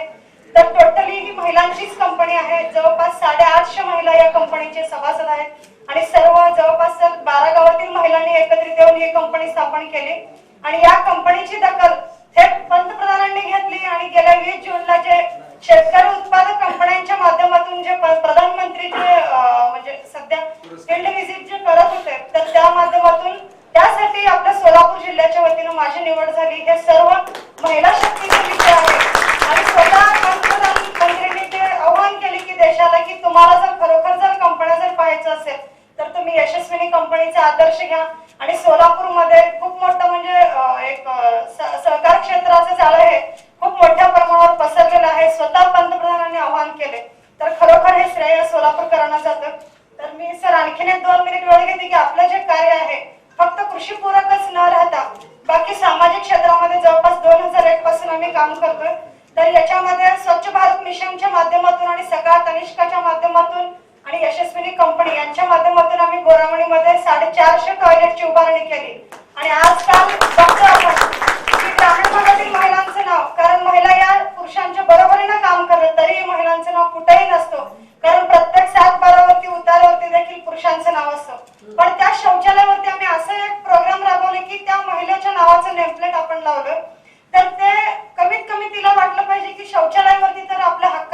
नाव आहे. तर अशा पद्धतीने एक मॉडेल म्हणून आम्ही बोरामणीमध्ये राबवलं आणि याची दखल थेट मेक्सिकोने घेतली आणि मेक्सिकोची टीम 2 वेळा बोरामणीला व्हिजिट साठी आले आणि 8 दिवस राहिले. तर या कामाबरोबर सकाळ मीडियाने देखील आमची दखल घेतली आणि 2 लाख रुपये सकाळ रिलीफ फंड दिले. तर आमच्या इथं पाझर तलाव क्रमांक 3 म्हणून आहे. तर आमच्यासमोर प्रश्नचिन्ह उभं राहिले की मीडिया म्हणून आपल्याला 2 लाख रुपये द्यायला, पण हे काम जर करायचं म्हणलं तरी एका दिवसामध्ये संपून जाईल. तर त्यावेळेसचे आपले कलेक्टर साहेब तुकाराम मुंडे साहेबांना आम्ही भेटलो. तर साहेबांना म्हणलं की सर आम्हाला 2 लाख रुपये मीडिया सपोर्ट करते, तर तुम्ही शासन म्हणून आम्हाला काय सपोर्ट करणार. तर सरांनी लगेच आम्हाला 2 पोकलन मशीन आणि 2 JCB दिले आणि 2 लाखाचं काम आम्ही 25 लाखामध्ये केलं आणि जवळपास 40 दिवस आमचं काम चालू झालं आणि त्यातील 16,000 ब्रास माती निघाली. ते माती आमच्या जे शेतकरी सभासद आहेत ज्यांचं नापीक जमीन आहे त्यांना पूर्ण ते दिलं आणि याच्या माध्यमातून त्यांची जमीन देखील सुपीकता झाली. तर हे करत करत याचबरोबर आपण 1,500 महिलांना आमच्या सोबत जिल्हा उद्योग केंद्र टाईप आहे, गव्हर्नमेंट पॉलिटेक्निक कॉलेज आणि महिला बाल कल्याण विभाग, जिल्हा परिषद सोलापूर, नाबार्ड, कृषी विज्ञान केंद्र आणि आत्मा यांच्या माध्यमातून आपण 1,500 महिलांना त्यांच्या म्हणजे स्किलच्या नुसार आपण स्किल डेव्हलपमेंटचा कोर्स देखील त्यांना दिलेला आहे. याच्यामध्ये कॉम्प्युटर कोर्स आहे आणि फूड प्रोसेसिंगचा आहे आणि पर्सनॅलिटी डेव्हलपमेंटचा आहे आणि ब्युटी पार्लर आहे. तर याच्या माध्यमातून 1,500 महिलांपैकी 80% महिला या स्वतःच्या पायावरती उभे आहेत. तर याचा देखील आम्हाला आनंद वाटतो. त्याचबरोबर नाबार्ड, विदर्भ कोकण ग्रामीण बँक आणि यशस्विनी ॲग्रो प्रोड्युसर कंपनी तिघांमध्ये ट्रायपार्टी अग्रीमेंट झालं सर आणि पायलट प्रोजेक्ट म्हणून महाराष्ट्रामध्ये पहिल्यांदा प्रोजेक्ट राबवलं गेलं JLGचं. तर याच्या माध्यमातून आपण 3 कोटी रुपये जवळपास 550 शेतकरी सभासदांना शेतीपूरक जोड व्यवसायासाठी आपण दिलेलं आहे आणि याच्या माध्यमातून सर्व शेतकरी स्वतःच्या पायावरती उभे आहेत. त्या शेतकऱ्यांना म्हणजे कुठेही सावकारांकडे म्हणा किंवा बाहेरच्यांकडे कर्जासाठी जावं लागत नाही, कमी व्याजदरामध्ये आपण दिलेलं आहे. तर याच्या माध्यमातून देखील आपल्या म्हणजे कंपनीचं नाव हे महाराष्ट्रामध्ये उल्लेख आहे. आणखीन एक मला सरांना रिक्वेस्ट करायचं आहे कारण योगायोगाने तांबडे सरांनी इथं उपस्थित आहेत. तर सर माझ्या बाबतीमध्ये अशी एक घटना घडली होती की सोशल काम करत असताना ग्रामीण भागामध्ये अडचणी राजकीय असू दे किंवा दुसरे असू दे त्यांचं खूप मोठं म्हणजे संकट महिलांना येतोय सर. कारण आमच्या बाबतीमध्ये घडली होती की 1-1.5 वर्षाखाली तर निनावी पत्राद्वारे आम्हाला एक लेटर आलं होतं की 1 महिन्यामध्ये गाव सोडा नसेल तर तुमचे फक्त विचारच असेल किंवा तुम्हाला पूर्ण आम्ही जीव मारून टाकतो अशा पद्धतीनं पत्र आलं. पण ते पत्र आल्यानंतर पोस्टमन सरांना आम्ही ते दाखवलं. सर म्हणले की इथल्या इथं मॅडम ते फाडून टाका. तर आम्ही म्हणलं सर का फाडून टाकायचं नाही, आम्ही SP साहेबांकडे जाणार म्हणलं. तर आम्ही लगेच आपले सकाळचे दिवाणजी सरांना आम्ही कॉल केलो आणि दिवाणजी सरांनी आम्हाला बोलवले आणि सरांना आम्ही ते आलेलं पत्र आम्ही घेऊन SP साहेबांकडे गेलो. तर सर देखील तिथे कौतुक केले की आज ग्रामीण भागातील महिला या लाजून म्हणा किंवा बाकीच्या दबावाला बळी पडून तिथेच थांबतात, पण तुम्ही इथपर्यंत येण्याचं हे धाडस दाखवलं. खरोखर हे धाडस आमच्यामध्ये आलं. सकाळ नेहमी आमच्या पाठीशी आहे. तर दिवाणजी सरांचं देखील खूप सहकार्य आहे आणि पूर्ण सकाळ टीमचं देखील आणि भतगुणकी सरांचं वेळोवेळी देखील मार्गदर्शन आहे. तर सरांना मी ते पत्र दाखवल्यानंतर सरांना म्हणलं की सर तुमच्यासोबत आम्हाला एक पत्र देताना एक फोटो घ्यायचा आहे. सर विचारले का मॅडम कशासाठी. तर आज ग्रामीण भागामध्ये आम्हाला काम करताना एवढ्या अडचणी येतात सर आणि जे कोणी आम्हाला हे पत्र पाठवले असतील कमीत कमी हे व्हॉट्सअप ग्रुपला आम्ही जर पाठवलं ना नक्कीच ते समोरचे शाणे होतील. तर आम्ही तसंच केलं आणि सरांसमोर पत्र काढलेलं सरांसमोरच आम्ही ग्रुपला पाठवलं. जे ऑपोजिट असतील किंवा जे कोणी आमचे म्हणजे वाईट हेतू चिंतक असतील तर त्यांचे ऑटोमॅटिकली आम्हाला घरी जायपर्यंत कॉल आले की मॅडम तुम्ही अजिबात घाबरायचं नाही, तुमच्या पाठीमागे आम्ही कायम उभे राहू. अशा पद्धतीने प्रतिक्रिया त्यांच्या आल्या आणि सरांना मला निवेदन देखील द्यायचं आहे सर. ग्रामीण भागातील ज्या सोशल कामामध्ये काम करतात महिला तर त्यांच्या पाठीमागे तुम्ही 100% खंबीरपणे उभे राहा आणि तुमच्या या कुठल्या म्हणजे क्षेत्रामध्ये त्या महिलांसोबत म्हणजे आणखीन एक काम करण्याची संधी आम्हाला मिळायला पाहिजे. आणि एवढं बोलून मी थांबते आणि भटकुणकी सर असतील आणि ताई असतील संगीताताई यांच्या पुढील वाटचालीस मी शुभेच्छा देते. धन्यवाद. शिवयोगी सिद्धरामेश्वर शक्तिपीठ संजीवनी समाधी गोविंद नमस्तक होकर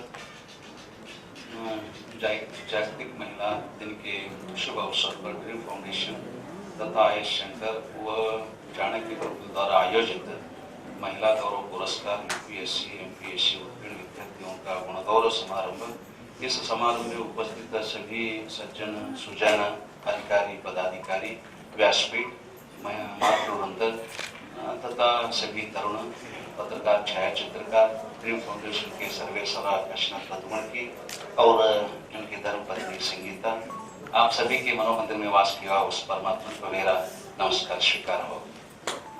मैं पहले मातृशक्ति का तथा जिनका जिनका आज समान स्वागत हुआ है या जिनका गुण गौरव हुआ है उन सभी को मैं शुभेच्छा देता हूँ, हार्दिक बधाई देता हूँ। बस आगे इसी तरह बढ़ते रहिए, यही कामना करता हूँ। बस एक महिला आज मेरे सामने जो गर्भ संस्कार के बारे में की बहुत ही उत्तम बातें कही। आप सभी को मालूम है जबकि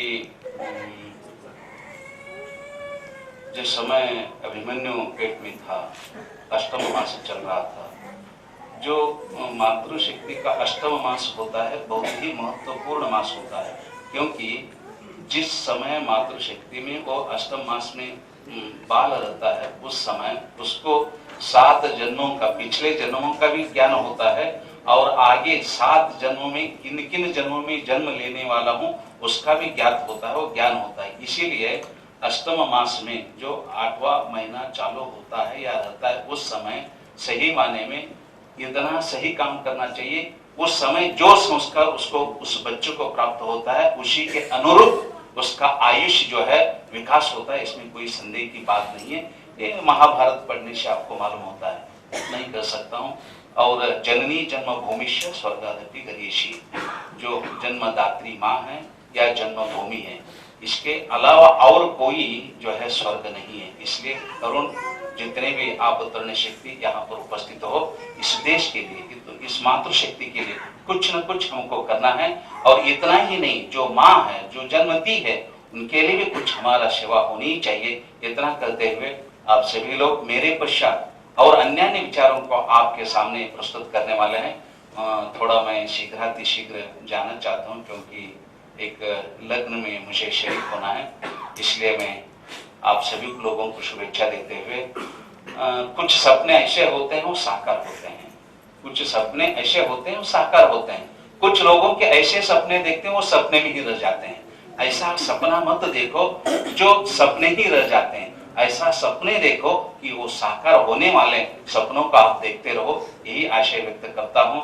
और शायद मैं समझता हूँ जब जब सपना देखता है हमारा जो काशीनाथ भतुमड़की संगीत के साथ सपना देखता है और दूसरों के सपनों को भी साकार करने का जो है प्रबल इच्छा रखता है। इसलिए दोनों को मैं शुभेच्छा देता हूँ, आपको भी हार्दिक बधाई देता हूँ। धन्यवाद। ओम। माझा अनुभव करण्यास सुरुवात करतो। 6 फेब्रुवारीला इंडियन फॉरेस्ट सर्व्हिसचा रिझल्ट आला, त्यानंतर मी त्यावेळी भारतामध्ये 33वा आलो आणि महाराष्ट्रात 3रा आलो आणि एका क्षणामध्ये जो एक खेडेगावातला श्रीकांत होता तो एक क्लासरूम ऑफिसर बनला। असं वाटलं क्षणामध्ये लाईफ चेंज झाली।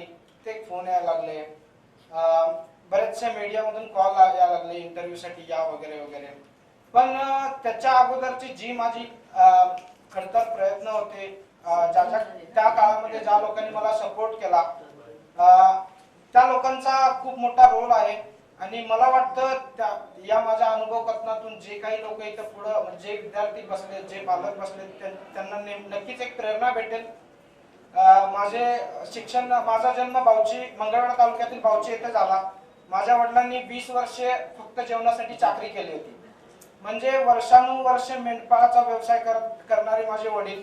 शिक्षण म्हणजे त्यांच्या कोणत्याच पिढीला शिक्षण माहित नव्हतं कोणतेही, पण तरी म्हणजे गॉड नोज की त्यांना शिक्षणाप्रती कसं म्हणजे कोणत्या गोष्टीमुळे प्रचिती आली होती आय डोंट नो।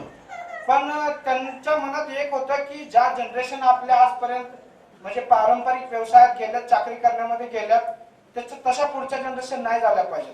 माझं प्राथमिक शिक्षण चालू असताना दोघेही वडील आई वडील निरक्षर आहेत, पण मला शिक्षक भेटले एडवे गुरुजींसारखे। मी एडवे गुरुजी बरोबर कथा यशाची यामध्ये बाल कलाकार म्हणून बऱ्याच ठिकाणी कामं केली आणि जे मी प्रॉब्लेम्स पाहिले त्यातून एक मला वाटलं की मीही काहीतरी करू शकतो। बऱ्याच वेळी कार्यक्रमाला एडवे गुरुजी बरोबर कार्यक्रमाला बऱ्याचशा अधिकाऱ्यांची उपस्थिती असायची, त्यांना बघून मलाही वाटलं की मी एक दिवस असा अधिकारी बनेन आणि लोकांसाठी काम करेन। 10वी नंतर मराठी मीडियम मधून दयानंद कॉलेजला मी 11वी वर्गाला प्रवेश घेतला. त्यावेळी ग्रामीण भागातून आल्यामुळे मला सुरुवातीला खूप गांगरून गेलो. 11वी मध्ये मला खूप मार्क कमी पडले. वडिलांनी विचारलं नंबर किती आला, पण वडिलांना अडाणी असल्यामुळे पर्सेंटेज कळत नव्हतं. त्यांना सांगितलं की इथं नंबरच नसतात. म्हणजे मी त्यांना त्या दिवशी फसवलं, खोटं बोललो. त्याच दिवशी मी रात्रभर झोपलो नाही. मी विचार केला की आता नेक्स्ट टाइम जेव्हा 12वीत असेल तेव्हा नंबर काढेन, जेणेकरून मी आमच्या वडिलांना काहीतरी सांगेन. मी एवढा म्हणजे दयानंद कॉलेजला असताना एवढा अभ्यास केला. माझं डेली 13 ते 14 तासाचं टार्गेट असायचं आणि माझा दयानंद कॉलेजमध्ये 2रा क्रमांक आला. आता त्याच वेळी सिव्हिल सर्व्हिसेस करायची होती, अधिकारी बनायचं होतं, पण कसं बनायचं. त्यावेळी काशीनाथ बदगुणकी सर बऱ्याच वेळा दयानंद कॉलेजला यायचे. त्यांचे कार्यक्रम मी व्हायचे तिथं. आणि सर आम्ही तुमचा एक कार्यक्रम इथं हुतात्मा स्मृती मंदिरात अटेंड केला होता. त्यावेळी आम्हाला कळलं की नेमकं जायचं कसं याच्यातून. मग त्यानंतर मी ठरवलं की ऍग्री इंजिनिअरिंग करून आपण UPSC द्यायची. मग बीटेक करत असताना मी प्रामाणिकपणे बीटेक देखील केलं. म्हणजे UPSC मुळे तिकडे दुर्लक्ष नाही केलं. जेव्हा बीटेक नंतर मला UPSC फुल टाइम UPSC करायची जेव्हा वेळ आली, त्यावेळी आमच्यावर म्हणजे 10-12 लाखांचं कर्ज होतं आणि नवीन कर्ज भेटत नव्हतं. त्यावेळी वडिलांची विल पॉवर एवढी होती की वडिलांनी 3 एकर शेती विकली आणि मला जे पैसे असतील दिल्लीला जाण्यासाठी ते पैसे प्रोव्हाइड केले.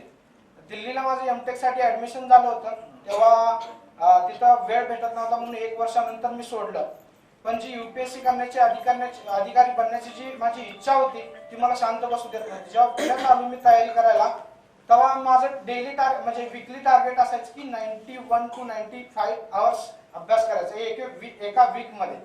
त्यामुळे असं झालं की एका वर्षामध्ये जी मी प्रिपरेशन केली त्यामध्ये जून 2017 ते जून 2018 मध्ये मी तयारी केली. त्यानंतर मग रिझल्ट यायला लागले. जे प्रयत्न केले होते त्याचे रिझल्ट यायला लागले. मग एका वर्षाच्या प्रिपरेशन मध्येच माझं इंडियन ऍडमिनिस्ट्रेटिव्ह सर्व्हिस म्हणजे इंडियन सिव्हिल सर्व्हिस मधून निवडतात त्याच्या इंटरव्ह्यू साठी सिलेक्शन झालं. इंडियन फॉरेस्ट सर्व्हिसच्या इंटरव्ह्यू साठी सिलेक्शन झालं.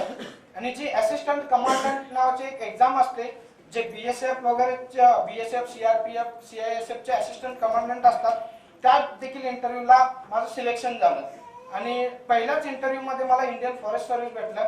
आणि आता रिसेंटली 27 फेब्रुवारीला मी इंडियन सिव्हिल सर्व्हिसेसचा पण इंटरव्ह्यू देऊन आलोय. आणि मला कॉन्फिडन्स आहे की मी त्यामध्ये देखील यश मिळवेन.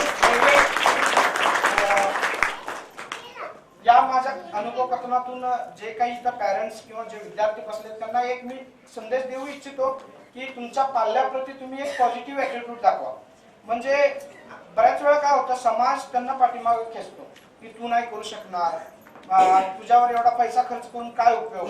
पण जेव्हा तुम्ही त्यांच्यामध्ये विश्वास दाखवाल ना, आपोआप त्यांना स्वतःची लाज वाटेल. आणि ते जे वाईट मार्गाला जात असतील तर त्यांना आपोआप लाज वाटल्यामुळे ते आपोआप त्या दृष्टीने प्रयत्न करावे लागतील.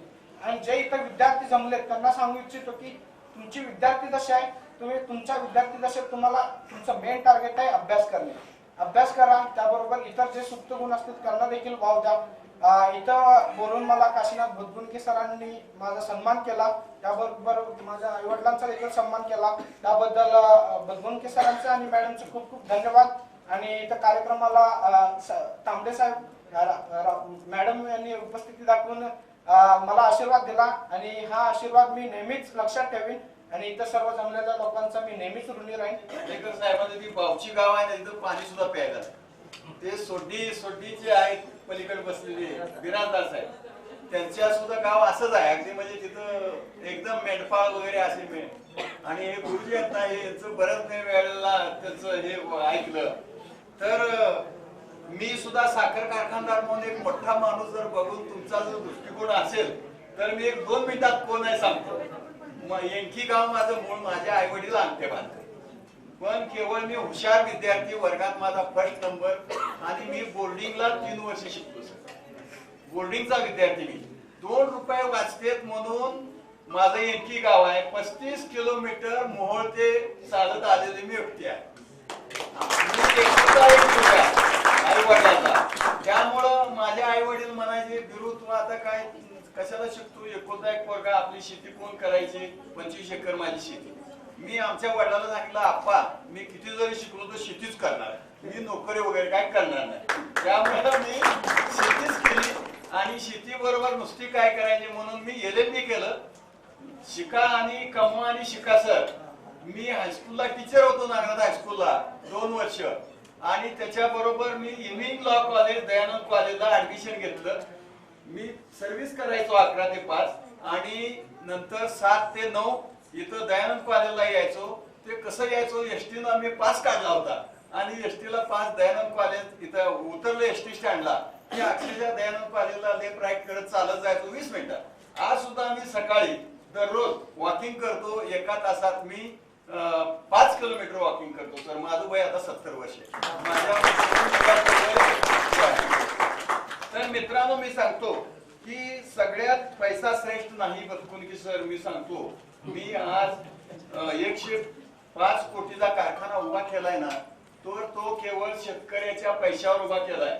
17,000 शेतकरी माझे सभासद आहेत आणि स्वाभिमानाने मी सांगतो की सोलापूर जिल्ह्यातल्या सगळ्या साखर कारखानदारापेक्षा मी 2500 रुपये रेट हायेस्ट रेट दिला.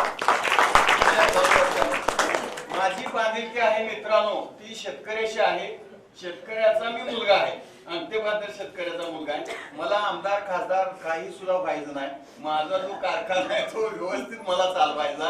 मी बँकेची जी कर्ज काढलेली मला फेडायची आणि जे शेतकऱ्याचा ऊस येतो तो वेळेवर आणायचा, त्याच्या पदरात चांगलं माप टाकायचं, हेच उद्देश आहे. माझ्या मुलांना सुद्धा मी सांगितलेलं आहे. तर जे MPSC UPSC जे अधिकारी झाले आहेत तांबडे साहेब, केवळ पुढारी झालं म्हणजे जनतेची सेवा करता येते ना, हे चुकीचं मत आहे. मी स्पष्टपणे सांगतो. तर हे बघा, हे आपल्या देशामध्ये 3 संस्था आहेत. एक पार्लमेंट आहे, दुसरी जी आहे ते त्याचं एक्झिक्युशन करणारं मंत्रिमंडळ आहे, आणि तिसरं जे आहे ते तुमचं प्रत्यक्ष काम करणारी जी यंत्रणा आहे आपलं एक्झिक्युशन, ते एक्झिक्युशन करणार. ही सगळी जी मंडळी झालेली आहेत ना, IPS अधिकारी वगैरे, हे जे मंत्रिमंडळाने जे काम सांगितलं, जे ठराव केलेला असतो आणि मंत्रिमंडळ जे काम सांगतं त्याचं प्रत्यक्ष एक्झिक्युशन म्हणजे मराठीत अंमलबजावणी, अंमलबजावणी करतात. जे तुमच्याशी लोकांचा संपर्क येतो, तर तिथं तुम्ही एकच माझं आव्हान आहे की एकच करा. तुम्ही सगळे ग्रामीण भागातून आलेली मुलं आहेत आणि ग्रामीण भागातून आल्यामुळे ग्रामीण भागातल्या जनतेच्या किंवा शेतकऱ्याच्या काय व्यथा असतात तुम्ही जवळून पाहिलेलं आहे, तुम्हाला सांगायची काही गरज नाही. त्यामुळं आपण जरी प्रामाणिकपणे या सेवेमध्ये जरी काम केलं तरी ते देश सेवा आहे असं माझं स्पष्ट मत आहे. आणि या देश सेवा करणारे जे विद्यार्थी आहेत, जे अधिकारी आहेत, ते घडवायचं काम बदकून की सर खूप मोठं काम आहे तुमचं, खूप मोठं काम आहे आणि या कामाला माझ्या सदिच्छा आहेत. दुसरं मी सांगतो की या परीक्षेमध्ये यश मिळवताना खांडेकर साहेबांनी एक गोष्ट सांगितली, ते अगदी बरोबर आहे. मी दयानंद लॉ कॉलेजला असताना जवळजवळ LLBचा 3 महिन्यामध्ये सगळ्या वर्षाचा अभ्यास करून टाकला. 3 महिन्यामध्ये का पुस्तक सुद्धा मी उघडलं नव्हतं. आणि सांगतो परिस्थिती कशी असते, तर मी सुरुवातीला ऍग्रो सर्व्हिस सेंटर 10 वर्ष चालवलं सर. म्हणजे ते वाट चुकलेले नवरे असतात ना, तसं माझं काम झालं. मी हायस्कूल टीचरची केली, पुन्हा ऍग्रो सर्व्हिस सेंटर चालवलं, वकिली केली आणि कारखाना वयाच्या 58व्या वर्षी लोक रिटायर होतात त्यावेळेला मी कारखाना काढायला ठरवलं आणि त्याचं मुख्य कारण सांगतो. मला जी परमेश्वराने जी बुद्धिमत्ता दिलेली आहे त्या बुद्धिमत्तेचा वापर मी चांगल्या कामासाठी करतोय, एवढंच मला सांगायचं आहे. आणि इथं जे आलेले जे आहे ज्याचा तुम्ही सत्कार केलेला आहे त्या सत्कार मूर्तींना माझ्या शुभेच्छा आहेत सगळ्यांना. आणि त्यांच्या बुद्धिमत्तेचा वापर हा लोकांच्या विकासासाठी करावा एवढी मी विनंती करतो, त्यांना शुभेच्छा देतो. माझे 2 शब्द संपवतो. महिला दिनाचे औचित्य साधून film foundation, IAS centre, Chanakya Gurukul आणि इथून पुढे आणखी काय काय निर्माण होणार आहे तुमच्या संस्था, यांच्या वतीने महिला गौरव पुरस्कार UPSC आणि MPSC परीक्षा उत्तीर्ण गुणवंतांचा आणि त्यांच्या पालकांचा जाहीर सत्कार समारंभ या ठिकाणी आयोजित केला आहे. या कार्यक्रमाच्या अध्यक्षा माननीय डॉक्टर सौ माधवी रायते मॅडम, उपस्थित सर्व मान्यवर पत्रकार बंधू आणि भगिनींनो, जाधव साहेबांना माहिती नसेल की मी सुद्धा शेतकऱ्याचा मुलगा आहे.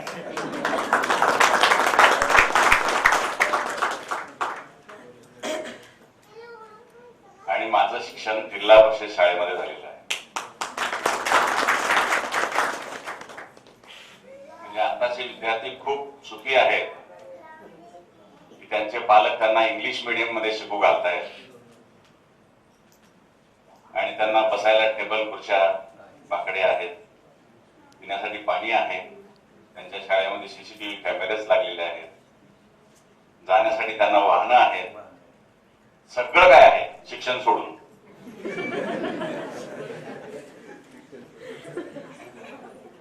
आमच्या वेळेस याच्यापैकी काहीच नव्हतं. शिक्षण होतं मात्र, आणि इथं काही गुरुजी बसले आहेत, त्यांच्यासारखे गुरुजी होते आम्हाला. आता सारखे टीचर नव्हते, ते गुरुजी होते, आणि म्हणून आम्ही शिकलो आणि इथपर्यंत आलो. मला ते मार्गे ताईंचा अपॉइंटमेंट घ्यायची, ते काम तुम्ही करायचं. कारण मी एक शेतकऱ्याचा मुलगा आहे आणि मी MPSC होईपर्यंत माझ्या आईवडिलांना माहित नव्हतं की मी काय शिकतोय.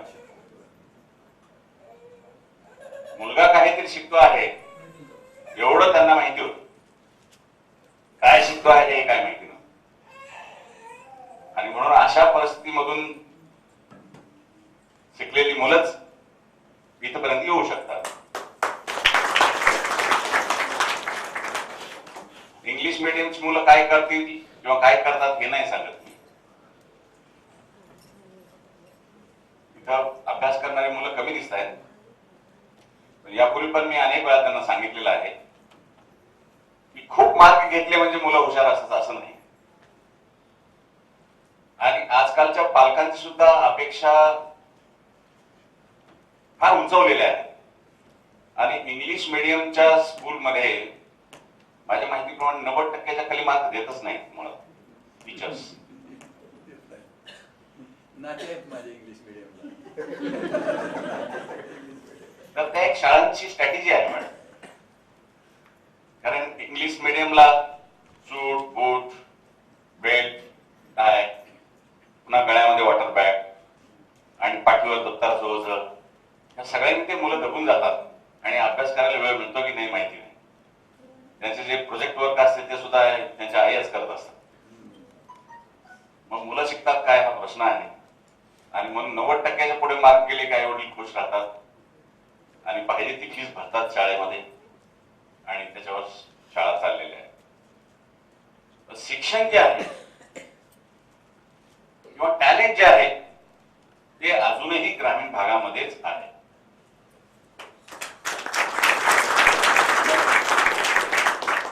तुम्ही दरवर्षी MPSCच्या सिलेक्ट झालेल्या मुला मुलींची यादी बघा, UPSCच्या सिलेक्ट झालेल्या मुला मुलींची यादी बघा, त्याच्यामध्ये तुम्हाला सगळे ग्रामीण भागातलेच मुलं दिसतील. मग शहरी भागातले मुलं अभ्यास करून काय करतायत पुढे, हा सुद्धा एक संशोधनाचा विषय आहे मॅडम. आणि म्हणून ग्रामीण भागातल्या मुला आणि मुलींना मला सांगायचं आहे की जोपर्यंत तुम्ही परिस्थितीशी झगडणार नाही तोपर्यंत तुम्हाला यशाची चव चाखता येणार नाही.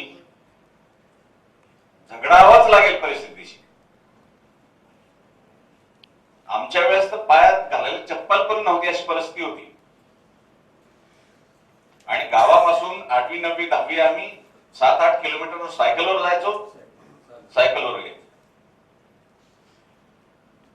आणि आम्हाला काही असे पूर्वी आपल्या वेळेस मार्क नसायचे. फर्स्ट क्लास झाला 60%, तुमच्या वेळेस सुद्धा मॅडम येत असेल की 60%ला फर्स्ट क्लास असायचा. तो मुलगा 60%चा म्हणजे विचारूच नका त्याची काय पावर असायची. फर्स्ट क्लास मध्ये पास झाला. आता 95% मुला मुलींनी मार्क घेतले तरी आई वडील तोड वागतेच असतात, त्याचं समाधानच नाही.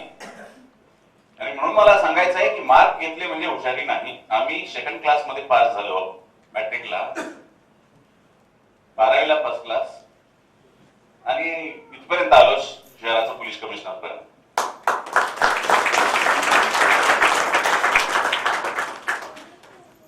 आणि जसं तुम्ही सांगितलं की शेती आणि शेतकऱ्यांचे प्रश्न, मी सुद्धा रिटायर झाल्यानंतर शेतीच करणार आहे मॅडम,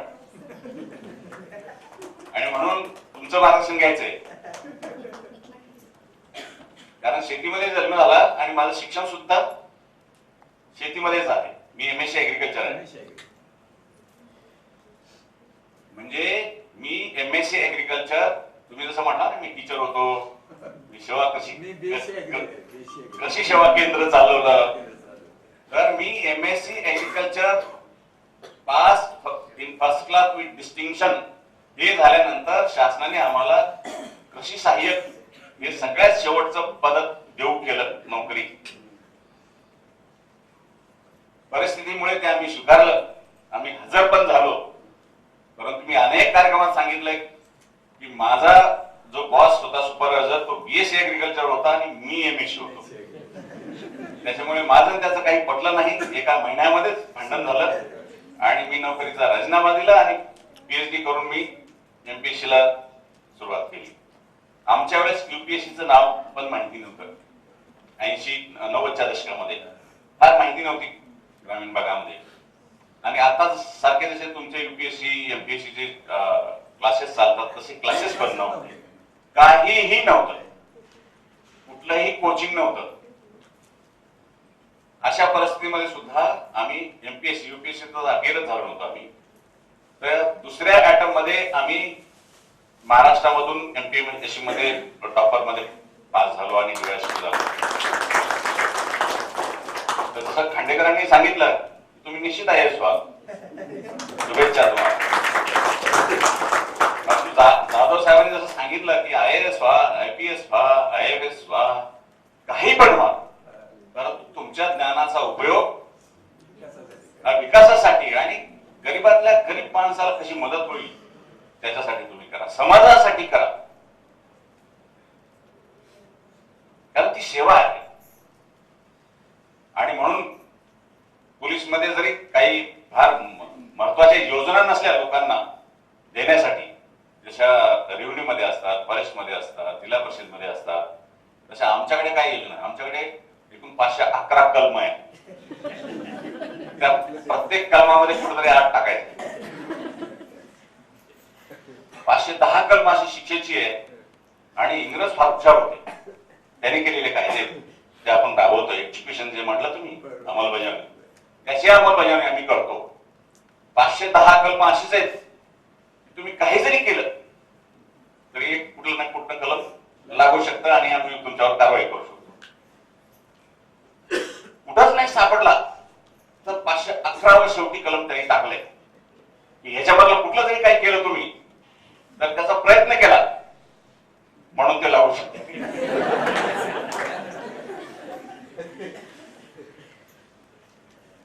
पण पोलीस मध्ये जरी लोकांच्या योजना करता आल्या नाही तरी लोकांमध्ये होणारे भांडण तंटे सामोपचाराने कसे सोडवता येतील, सामाजिक सलोखा कसा राहील, समाजामध्ये शांतता कशी प्रस्थापित राहील, याच्यासाठी आम्ही प्रयत्न करतो. कारण एखाद्या शहरामध्ये जर एखादी घटना घडली तर त्याच्यामध्ये जे लोक भरडले जातात, घटना घडवून आणणारे लोक कधीच पकडले जात नाही. ते नामनिर्णय राहतात, त्या पडद्याच्या आड असतात आणि भांडण करणारे लोक रस्त्यावर मजुरी करणारे, पोट भरणारे लोक असतात, ते पकडले जातात, त्यांच्यावर केसेस लागतात आणि त्यांचं जे काही होणारं नुकसान आहे ते कधीच भरून निघू शकत नाही. आणि म्हणून आमची पहिली प्राथमिकता असते कुठेही केलं तर शांतता कशी राहील शहरामध्ये, कारण शांतता असल्याशिवाय विकास होत नाही. पीस, प्रोग्रेस अँड प्रॉस्पेरिटी असे 3 जे P आहेत ते एकमेकाला पूरक काम करतात आणि म्हणून शांतता प्रस्थापित करून त्याच्यातून होणारी प्रगती आणि पुढे होणारी प्रॉस्पेरिटी याच्यासाठी आम्ही काम करतो. आणि म्हणून वेगवेगळ्या क्षेत्रामध्ये काम करणारे जसे ज्योतिताई वाघमारे आहेत, या वाघताई, विमलताई माळी, त्यांनी कविता ऐकवल्या, तर संगीताताई ते जे काम करतात, संध्याताई, त्यांनी आत्मसाक्षात्कार कोणी दिले हे पुस्तक, आत्मसाक्षात्कार बेसन रवा खायचा. तर आत्मसाक्षात्कार बद्दल मला कोणीतरी सांगितलं.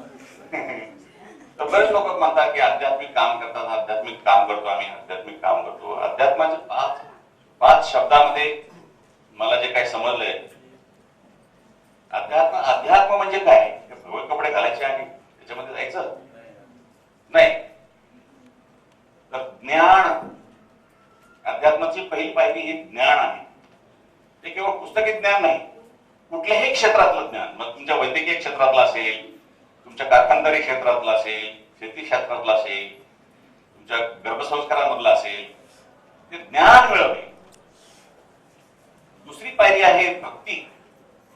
जे काही तुम्ही ज्ञान मिळवलाय त्या ज्ञानावर मनापासून भक्ती करणे.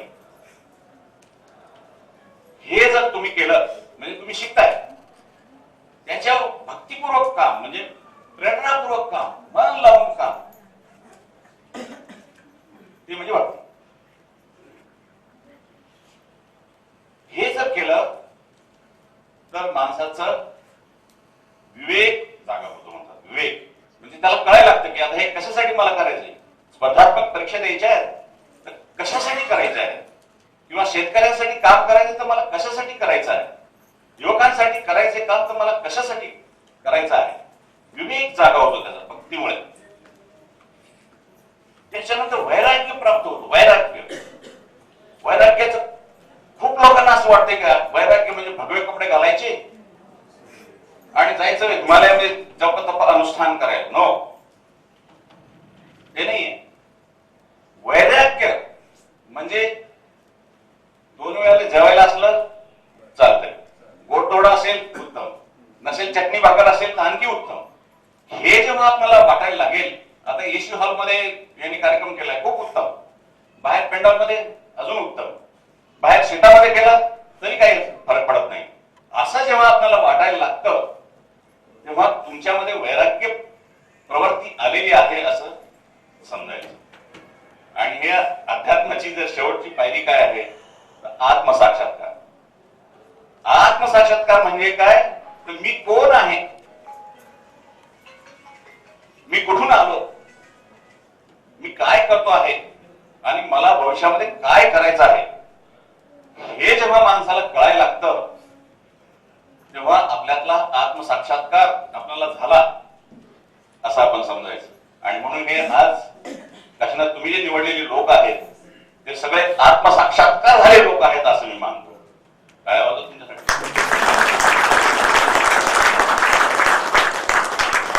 मी इतकं सगळं इतकं छान छान छान छान तुमच्यासाठी बोलतोय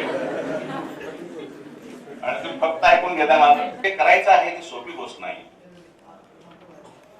तर हे तुम्ही करताय आणि तुम्हाला प्रोत्साहन देण्यासाठी काशीनाथ भातकुलकी हा इतका धडपड्या माणूस आहे, इतका धडपड्या माणूस आहे की मला असं वाटतं की झोपीमध्ये चक्र फिरतच काय करायचं मला. म्हणजे अशा माणसाची समाजामध्ये खूप गरज आहे. आता मॅडम खूप बिझी असतात, तुम्ही एक काम क्षेत्रामध्ये काम करताय, मी पोलीसमध्ये काम करतोय. राहणे आणि समाजाच्या भल्यासाठी काहीतरी करत राहणे ही जी माणसाची प्रवृत्ती आहे. तुम्ही युपीएससी झाला नाही, एमपीएससी झाला नाही, खूप चांगलं झालेलं आहे, कारण तुम्हाला खूप काही करायचं आहे आणि भगवंत तुमच्या हातून खूप मोठं कार्य करून घेणार आहे.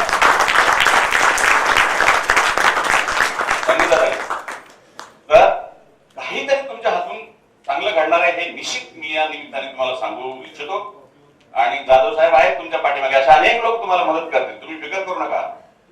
पैसा करोडो रुपये जवळ असणारे लोक आहेत, त्यांना असलेला अन्न सुद्धा खायला जमत नाही. काहीतरी शुगर आहे, डायबिटीस आहे, अमुक आहे, तमुक आहे, किडनी प्रॉब्लेम आहे, काहीच नाही झालं तर कॅन्सर आहे. इतका कॉमन झालाय तो आता, इतका कॉमन झाला आहे. आणि म्हणून शेती क्षेत्रामध्ये तुम्ही जे काम करताय तर विष मुक्त शेती हे अभियान खूप मोठ्या प्रमाणात राबवण्याची गरज आहे. ऑर्गॅनिक शेती, विषमुक्त शेती. कारण मी शेतकऱ्याचा मुलगा आहे आणि शेतीमध्ये माझं शिक्षण झालेलं आहे, म्हणून मला त्याबद्दल खूप तळमळ आहे. कारण खूप चुकीच्या पद्धतीने शेती केली जाते आहे. खूप शेतीमध्ये मोठ्या प्रमाणामध्ये रासायनिक खतांचा वापर,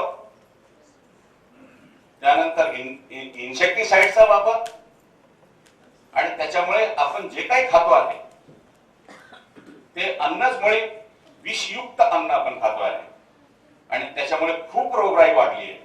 खूप रोगराई वाढली आहे आणि ती वाढते आहे. म्हणून तुमच्या डॉक्टर लोकांना सुद्धा त्या दिवशी मी एका कार्यक्रमात मला बोलवलं त्यांनी की कॅन्सर पीडितांसाठी ते काम करतायत. त्यांना सांगितलं मी की तुम्ही हे ट्रीटमेंटवर काम करताय हे ठीक आहे, पण प्रिव्हेन्शनवर काम करा, प्रतिबंधावर काम करा. तुम्ही त्यात खूप स्कोप आहे, खूप काम करण्याची आवश्यकता आहे. आमच्यामध्ये सुद्धा तुमच्या डॉक्टरमध्ये prevention is better than cure. म्हणजे रोग झाल्यानंतर त्याला औषध उपचार करून बरं करण्यापेक्षा रोगच होऊ नये याच्यासाठी काम करा. आमच्याकडे सुद्धा तो कन्सेप्ट आहे, prevention is better than detection. एकदा घटना घडली, गुन्हा घडला की त्याच्यामध्ये फिरेचं आणि त्याच्या घरच्यांचं जे काही नुकसान होतं, मानसिक होतं, सामाजिक होतं, आर्थिक होतं, ते आपण भरून नाही काढू शकत. आणि म्हणून ते टाळायचं असेल तर प्रिव्हेन्शनवर आपल्याला जास्त भर द्यावा लागेल. आणि म्हणून हे ज्या गोष्टी आहेत एकमेकाशी कनेक्टेड आहेत आणि म्हणून ऑर्गॅनिक फार्मिंग करण्यासाठी तुम्ही करत नसाल तर सुरुवात करा. महिलांसाठी तुम्ही काम करता, खूप मोठी गोष्ट आहे. मला सुद्धा हे सगळे, मी या क्षेत्रामध्ये आलो कारण त्यावेळेस ती गरज होती. नसता घेतलेल्या शिक्षणाचा, MSc झालो मी, तर माझ्या शिक्षणाचा या नोकरीमध्ये एक कोणीचाही मला उपयोग झाला नाही. तर त्याचा उपयोग, घेतलेल्या शिक्षणाचा कुठेतरी उपयोग आपला व्हावा ही खूप आपल्या मनामध्ये इच्छा आहे. आणि शेतकऱ्यांसाठी काम करावं अशी इच्छा आहे. त्यामुळे तुमचं मार्गदर्शन मी घेणार आहे. तर या क्षेत्रामध्ये ज्यांनी ज्यांनी उच्च कोटीचं काम केलेलं आहे त्यांना मी या निमित्ताने प्रणाम करतो. त्यांच्या पालकांना सुद्धा प्रणाम करतो. काशीनाथने या ठिकाणी बोलवला, सन्मान केला, बोलण्याची संधी दिली, त्याबद्दल त्याचे आभार. हा प्रोजेक्ट आहे. आमच्या 8 महिला पुरस्कार विजेत्या सगळ्या महिलांना विनंती आहे की कमवा शिकासाठी आपल्या संपर्कातील कुठल्याही भगिनी असेल नक्की संपर्क साधावं. 1 दिवसापासून आपण झोपडीच उभं करतो, बांधकाम कुठलं करणार नाहीये, झोपडीच आपण उभं करतो. गुंफा आपण म्हणतोय 15x25, 20x40. आपण कधीही आपल्या परिवारासहित 1 दिवसापासून तुमच्या आवडीच्या पर्यंत तिथं आपण राहू शकता. भोजनाची, निवासाची, उत्तम आरोग्याची तिथं सोय असणार आहे. मॅडम गर्भसंस्कार केंद्रासाठी पण मदत करा तिथं मुलांना. बरं दादा, सर्व मान्यवरांचे धन्यवाद. आणि हे पत्रक आपण आता काढलेले गरजेचं आहे. ज्योतीचं पण छान भाषण झालेले, सगळेच जण छान बोललेले. सुरुवातीला सांगते मी शेतकऱ्यांची मुलगी नाहीये, दोन्ही बाजूला दोन शेतकऱ्याची शेतकरी सगळे. तर नाहीतर सगळ्यांना म्हणायचं की शेतकऱ्याची मुलं असली कीच फार मोठी होतात. त्यामुळे मी सुरुवातीला सांगते मी शेतकऱ्याची मुलगी नाही आहे. एका सामान्य कुटुंबातले एका क्लासच्या मुलीला बघितलं, पण आई वडील गरीब होते. पण मला असं वाटतं आपल्या पिढीतल्या सगळेच गरिबीतनंच वर आलेले आहेत. त्यामुळे सगळ्यांना उपस्थितांना मला एकच सांगायचं की तुम्ही कुठल्याही कुटुंबात जन्म घ्या, कठोर परिश्रमास पर्याय नाही. अपार कष्ट तर करावेच लागतात. बऱ्याच जणांनी सांगितले त्यांचे अनुभव वगैरे, आणि मला सगळ्या स्त्रियांचं कौतुक करायचं की प्रत्येकीने आपले मिस्टर, आई वडील यांना बोलवण्याचे आहे. एक तर पहिला आनंद, दुसरी कृतज्ञता आणि तिसरा सर्वांप्रती आदरभाव. मला खरं तर खूप बोलायचं आहे पण खूप उशीर झालाय. मुळात एक ज्योतीबद्दल पण बोलायचंय, काशीनाथ बद्दल पण बोलायचंय.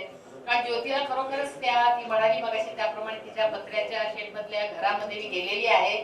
ती कॉलेजमध्ये शिकत असल्यापासून मी तिचं हे कार्यक्रम ऐकले. ती कशी मोठी होत गेली मी पाहिलेलं आहे. काशीनाथ पण अगदी सायकलवरनं फिरताना आणि मी विजेता होणारच अशी व्याख्यानं देत होता आणि ठरवल्याप्रमाणे त्याने केलं. मी विजेता होणारच आणि तो विजेता झालेला आहे. गर्भसंस्काराबद्दल बोलताना ते म्हणाले की जसं गर्भवती याच्यामध्ये की आपण नेहमीच आपलं एक सबकॉन्शियस माइंड असतं, नेहमीच चांगला विचार केला पाहिजे. आपण जो विचार करतो तसे आपण घडत जातो. मी विजेता होणारच तो म्हणाला किंवा ज्योती म्हणाले मी PhD करणारच तर होतेच PhD. पण मी नुसतं इथे बसून मी विजेता होणारच म्हटलं तर होत नाही. त्याच्यासाठी कष्ट करण्याची खूप गरज आहे. माझ्या शेजारी जातो साहेब ते म्हणाले मी शिकलो तरी मी शेतीच करणार. आपल्याला नेमकं आयुष्यात काय करायचंय हे ठरवलं पाहिजे आणि आपण त्या मार्गावर चाललं पाहिजे. मला पुण्याला जायचं म्हणायचं आणि बेंगलोरला जायच्या गाडीत बसायचं तर आपण कधीच बसू शकणार नाही. तांबडे साहेबांना मला सांगायचं मी एमडी इन प्रिव्हेंटिव्ह मेडिसिन आहे. प्रिव्हेन्शन साठी पण शाळामधून अनेक गोष्टी काम केलेलं आहे. तर मी तर म्हणते की कोणाशी माझे तर विद्यार्थ्यांना मी सांगत असते 3 C's म्हणजे never complaint about the situation. जी आहे ती परिस्थिती स्वीकार. इंटरकास्ट मॅरेज असेल, लव्ह मॅरेज असेल, अरेंज मॅरेज असेल, चांगला नवरा असेल, वाईट कसे आहे ती परिस्थिती स्वीकारा आणि बदलण्यासाठी अपार कष्ट करा. निश्चित बदलते आणि सकारात्मक विचार बघायचं सांगितले की सकारात्मक विचार केले पाहिजे. पॉझिटिव्ह थिंकिंग तर खरोखरच आपलं सबकॉन्शियस माइंड असतं. आपण जसे विचार करतो तसे आपण घडतो. त्यामुळे चांगलाच विचार नेहमी करायचा की चांगलंच घडणार आहे. आपण नेहमी करतो का होत असं मैत्रिणी भेटल्या किंवा कोणी भेटले की आधाराविषयी चर्चा करतो. आम्हाला तर सांगितले कसं कुणी कशी तब्येत मॅडम ठणठणीत म्हणे कशा आहात तुम्ही मस्त म्हणून मला साहेबांच्या शेजारी बसून खूप बरं वाटतं. इतकी हसतमुख आहे की आपल्याला पण प्रसन्न वाटतं. तुम्ही मस्त छान प्रसन्न आनंदी. कारण आनंद आणि समाधान हे काही एक डेस्टिनेशन किंवा मुक्कामाचं ठिकाण नाहीये. ती एक जर्नी आहे. तो एक प्रवास आहे.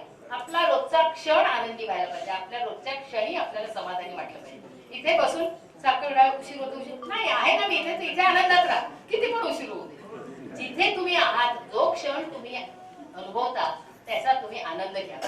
तर never complain about the situation accept the situation as it comes. दुसरं पी म्हणजे never compare. Second C never compare. Third C never compete with others. मला शेतीच करायची मला शेतीच करायचे म्हणाले ते रिटायरमेंट नंतर पण आधी मला पोलीस व्हायचं. त्यांनी ठरवलं की मला MPSC करायचं. तुम्ही ज्यांनी आतापर्यंत अचीव्ह केले त्यांची तुम्ही लाईफ स्टोरी बघा. त्यांनी सांगितलं मी 14 तास अभ्यास केला 18 तास अभ्यास केला. कष्ट करायलाच पाहिजे. कुठलंही क्षेत्र निवडा. मुळात मला कुठलं क्षेत्र निवडायचंय हे आधी ठरवा आणि एक प्रायोरिटी लिस्ट करा. प्रेफरन्स लिस्ट की मला हे करायचंय मला ते करायचंय. अनेक गोष्टी माझ्या MBBS ला आलेल्या मुलांना विचारलं काय MBBS ला आलात 12वीला चांगले मार्क मिळाले म्हणून नीटला स्कोर चांगला मिळाला म्हणून आई बाबा म्हणाले म्हणून अशी उत्तर येतात. आपण आपल्या मुलांना विचार करायची शक्तीच देत नाही. विचार करायची सवयच लावत नाही. MBBS झाल्यानंतर मुलं आता नीट देत आहेत. PG करायचंय. PG कुठल्या ह्याच्यात करणार आहे काही ठरलं नाही. बघू कुठे मिळतंय म्हणजे आपण काही ठरवतच नाही. मी म्हटलं ठीक आहे कुठे मिळतं आता कॉम्पिटिशन खूप आहे पण ठरव ना. मेडिसिन नाही मिळालं तर पिडॅट्रिक्स नाही मिळालं तर सर्जरी नाही मिळालं तर ऑर्थोपेडिक काहीतरी ठरवा आणि त्या फोकसने तू प्रयत्न कर. अपार कष्ट त्या फोकसने केलेस तर तुला निश्चित यश मिळेल आणि मला निश्चित यश मिळणार असं म्हणायला पाहिजे. रोज सकाळी उठल्यानंतर कृतज्ञता परमेश्वराचे आभार माना आपल्याला नवीन दिवस दाखवले आणि मी खरंच भाग्यवान मला अवतीभोवती बघा आता माझ्या दोन्ही शेजारी इतकी चांगली माणसं नेहमीच चांगली माणसं मला भेटत गेली. तशी आपण सगळेजण भाग्यवान आहोत. मी तांबडे साहेबांशी सहमत आहे की सगळ्यांना आत्मसाक्षात्कार झालेला आहे. माझं तर नेहमीच म्हणणं असतं की 2 टोकं आहेत सगळ्या आपल्या सगळ्या आपण मानव आहोत तर एक सगळ्या सद्गुणांचा समुच्चय म्हणजे देव सगळ्या दुर्गुणाचा समुच्चय म्हणजे दानव आणि आपण मध्ये मानव. तर आपल्या प्रत्येकामध्ये देवत्व आहेच. ते आपण फुलवलं पाहिजे. आपण देवत्वाकडे जायला पाहिजे दानवत्वाकडे न जाता. त्याच्यासाठी दुसऱ्याची तुलना करायचीच नाही. तेव्हा अश्विनी मेडिकल कॉलेज सुरू झालं. पहिल्याच वर्षी पत्रकार आणि आले ते म्हणाले की मॅडम तुम्हाला कुठल्या मेडिकल कॉलेज सारखं व्हायचं आहे. मी म्हटलं माझी कुणाही बरोबर स्पर्धा नाही. मला छान व्हायचंय मला उत्तम व्हायचंय माझे विद्यार्थी उत्तम व्हायचे माझ्या देशाला उत्तम खेळ मिळाला पाहिजे. कुणाशीही तुलना करत नाही. कारण समाजात मगाशी कोणीतरी सांगितलं की म्हणतात सगळेजण हे तुला जमणार नाही हे तुला होणार नाही तू कशाला आता डॉक्टर होतीस आपल्याला ते खूप परवडणार नाही. कसं परवडायचं समाजात अनेक लोक पाठीशी उभे असतात. काशीनाथला विचारा काय होतं त्याच्याकडे पण अनेक लोक परमेश्वर आसपासही असतात ना. प्रत्येकामध्ये परमेश्वर आहे. मग परमेश्वरा स्वरूपातच कोणीतरी आपल्या हा विश्वास नाही. हा विश्वास ठेवा. सकाळी उठल्यानंतर रोज परमेश्वराचे आभार माना. आरशात बघा आणि म्हणा वा काय सुंदर निर्माण केले परमेश्वराने किती छान कलाकृती आहे. आपल्याला आरशात बघायचं आणि मी आनंदी आहे मला आनंदी वाटते मी आनंदीच राहणार आणि माझा दिवस उत्तम जाणार असं म्हणायचं. त्याच्यासाठी सर्वप्रथम निर्भय बना. मला ताईंचं कौतुक वाटलं तुम्ही पोलीस डिपार्टमेंटला अप्रोच झालात. आपण आपल्याला बऱ्याच वेळा धमक्या मलाही मेडिकल कॉलेज सुरू झाल्यानंतर नीट मधनं ऍडमिशन्स होतात पण एकाने एक धमकी दिली मॅडम ऍडमिशन द्या नाही तर वरनं उडी मारतो आणि जीव देतो. मी तर नवीन होते तेव्हा पहिल्याच वर्षी मला कळेना काय करायचं असं. मी सत्य घटना सांगते. मला अक्षरशः मागच्या सगळ्या लोकांनी म्हणून म्हटलं मी इतकी भाग्यवान अवतीभोवती चांगले लोक त्यांनी चक्क गाडी बसून तुम्ही घरी जा तुम्हाला हे टॅकल करता तुम्हाला जर टेन्शन असेल म्हटलं होतो खरं त्यांनी जीव दिला तर पोलीस बोलवा, पोलीस कंप्लेंट. तर तुम्ही धीटपणे आणि तुमच्याकडे योजना नाहीत, कलमं आहेत, पण तुम्ही आम्हाला खूप सपोर्ट करता सर. तर तुम्ही आमचा आधार बना पोलीस डिपार्टमेंट. आम्हाला तुमचं भय नाही वाटायला पाहिजे, आम्हाला तुमच्याशी दोस्ती करायला वाटली पाहिजे, निर्भयपणे आम्हाला तुमच्याकडे येता आलं पाहिजे. तुम्ही पोलिसकडे गेलात कधी पण निर्भयपणे पोलिसकडे जा. आपण बऱ्याच वेळा विचार करतो पोलिसाकडे गेलं की तो गुंड जास्तीच त्रास देईल. आमच्याकडच्या अशा घटना घडतात. नाही मॅडम आपण पोलिसकडे गेलो तर ते आपल्याला डे टू डे त्यांच्याशी संपर्क केला ते आपल्याला जास्ती त्रास देतील. म्हटलं नाही, देऊ दे त्रास, आपण जायचं पोलिसाकडे. आणि अशा कित्येक पोलिसाकडे गेल्यानंतर त्रास कमी होतो. अशी 7-5 मी पण एक स्त्री आहे, सगळ्या स्त्रिया आपल्यामध्ये खूप ताकद आहे. आपण सगळ्या दुर्गा आहोत, इतक्या मवाळ आहोत तितकेच आपण स्ट्रॉंग असतो. सगळे 7-8 जण समोर बसून मॅडम आत्ताच्या आता हे करा, म्हटलं नाही करणार, मी एन्क्वायरी नाही करेन. तुम्हाला असं वाटत असेल की तुम्ही धमकी दिली तर मी करेन, तर बिलकुल करणार नाही. पण मी निश्चित तुम्हाला आश्वासन देते की मी निश्चित एन्क्वायरी करेन, जे न्यायी आहे ते मी करेन. नाही एका मुलीच्या बाबतीत, एका स्त्रीच्या बाबतीत तुम्ही स्त्री ऍक्शन घेऊ शकत नाही म्हटलं मी घेते ना, पण आत्ताच्या आता करा, बिलकुल नाही करत. आणि निर्भय बना स्त्रियांनो, परमेश्वर आपल्या पाठीशी असतो, आपल्यामध्येच परमेश्वर असतो. आपल्यामध्येच परमेश्वर आहे, तो प्रेमळ आहे, तो निर्भय आहे, तो बलवान आहे. तुम्ही का घाबरता? एकदम निर्भय बना. शिक्षणाचा पहिला उद्देश आहे की निर्भय बनायला पाहिजे. तुम्ही सगळ्या निर्भय बना, तुमच्यामध्ये खूप ताकद आहे आणि तुम्ही खूप काही मिळवू शकता. म्हणून या दोन्ही बाजू बसलेल्या माझ्या परमेश्वर स्वरूप दोघांनाही मी वंदन करते. त्यांनी जे सांगितले त्याला मी, आम्हाला सवय आधीच मम म्हणून सांगायचं, ठीक आहे ते मी म्हणाले त्याच्याशी सहमत आहे. त्यांनी सगळ्या त्या काही अध्यात्माच्या सगळ्या गोष्टी सांगितल्या, यांनी सांगितलं, तर मी त्यांच्या सगळ्यांशी सहमत आहे. तुम्हाला सगळ्यांना मनपूर्वक शुभेच्छा, तुमचं मनपूर्वक अभिनंदन. मला तिथे बोलून इतक्या छान समारंभात सहभागी होऊ दे. जागतिक महिला दिनाच्या औचित्याने dream foundation, dream IAS centre व चाणक्य गुरुकुल साहेबांनी म्हटल्याप्रमाणे प्रोत्साहन दिलात तर भविष्यात सर अजून 2-3 आहेत ते करणार आहोत त्याही संस्थेमार्फत. मी सगळ्यांचं अगोदर स्वागत करते, कारण कार्यक्रम पूर्ण झाला, आभार मानायचे. पण स्वागत एवढ्यासाठी की एवढं छान तुम्ही आम्हाला सपोर्ट दिलात, त्याबद्दल तुमचं स्वागत आणि आभार यासाठी की हा कार्यक्रम यशस्वी केलात त्याबद्दल. सन्माननीय व्यासपीठ अगोदर अध्यक्ष मॅडमचं मी आभार मानेन, कारण तुम्ही आलात म्हणून आमच्या स्टेजला शोभा आली, आमच्या संस्थेला शोभा आहे. त्यामुळे मी मॅडमचं मनापासून आभार मानते. मला सरांचं आभार मानायला खूप म्हणजे असं भरून येतं, कारण गेल्या रविवारी पण आम्ही त्यांना त्रास दिलो होतो, पण हाही रविवारी त्यांना त्रास देऊन परत म्हणजे इथं सरांनी आलेच, कारण त्यांचा प्रोत्साहन नाही त्यांचं प्रोत्साहन आम्हाला मिळालं. त्यामुळे मी सर तुमचं खूप खूप आभार मानते. सन्माननीय जाधव सर, सर आपण आलात. खरोखर मॅडम म्हटल्यासारखं हास्यमुखांना आमचं कार्यक्रम खूप छान पद्धतीनं फुलून आणला, त्याबद्दल सन्माननीय जाधव सरांचाही आभार मानते. माझे मोठे बंधुराज सन्माननीय चव्हाण सर यांचंही मनापासून आभार मानते. माझे 2 सन्माननीय भाऊसाहेब, कारण दोघांनीही खूप छान गवसणी घातली विद्यार्थ्यांसाठी, मुळात माझ्यासाठी खूप प्रेरणादायी ठरला. त्यामुळे तुमचंही मनापासून आभार. सन्माननीय स्टेजचा मी आभार मानते. मातोश्री पिताश्री आलेले आहेत कॅन्डिडेटचे, कोरे मॅडम आहेत, कोरे सर आहेत, त्याच्यानंतर जगडे सर आहेत. सन्माननीय सगळ्यांचं मी मनापासून आभार मानते. आणि जे मुख्य 9 रत्न आहेत जे की सरांनी सांगितलं आता आत्मसाक्षात्कार झालेला आहे, घटनेचं स्मरण करणं. करार जय जयकार, थोर त्या आईचे उपकार, नाही असं आमच्या न फिटणार जी जी जी, नाही असं आमच्या न फिटणार जी जी जी. म्हणून त्या जिजाऊ माऊलीचं देखील या ठिकाणी फोटो लावलेला आहे. ज्या माऊलीनं आपल्याला शिक्षणामध्ये आणलं, ज्योतिताईने सांगितलं की आम्ही जर शिक्षणाचा विषय आहे, तर अशा पद्धतीच्या माता सावित्रीला देखील मी वंदन करतो. आणि फेब्रुवारी मध्ये घडलेल्या एका आंतरराष्ट्रीय पातळीवर चर्चेला जात असणाऱ्या या घटनेचा पोवाड्याच्या माध्यमातून आपल्या समोर पुन्हा एकदा उहापोह करतोय. 2019 सालाला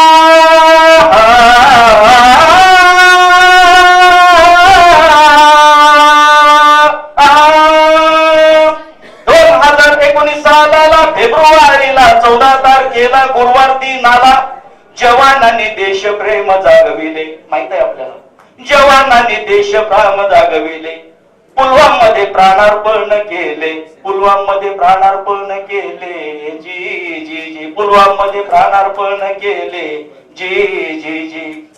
दहशतवादी भ्याड पाकड्याने, हिंसाचाराने, छद्म युद्धाने उपद्रवी हल्ला केला हा क्रूर हल्ला केला बेचारे जवानांचा बळी घेतला आत्मघाती हल्ला जी सैनिक आणि शास्त्र सामुग्रीचा कॅनवाय चालला कॅनवाय चालला स्फोटकांनी भरलेल्या गाडीचा स्फोट घडविला जी आत्मघाती या स्फोटामध्ये हो धारातीर्थी पडले जवान धारातीर्थी पडले प्रेम दिनाला जवानांनी इथं 14 फेब्रुवारी प्रेम दिनाला जवानांनी इथं रक्त सांडिले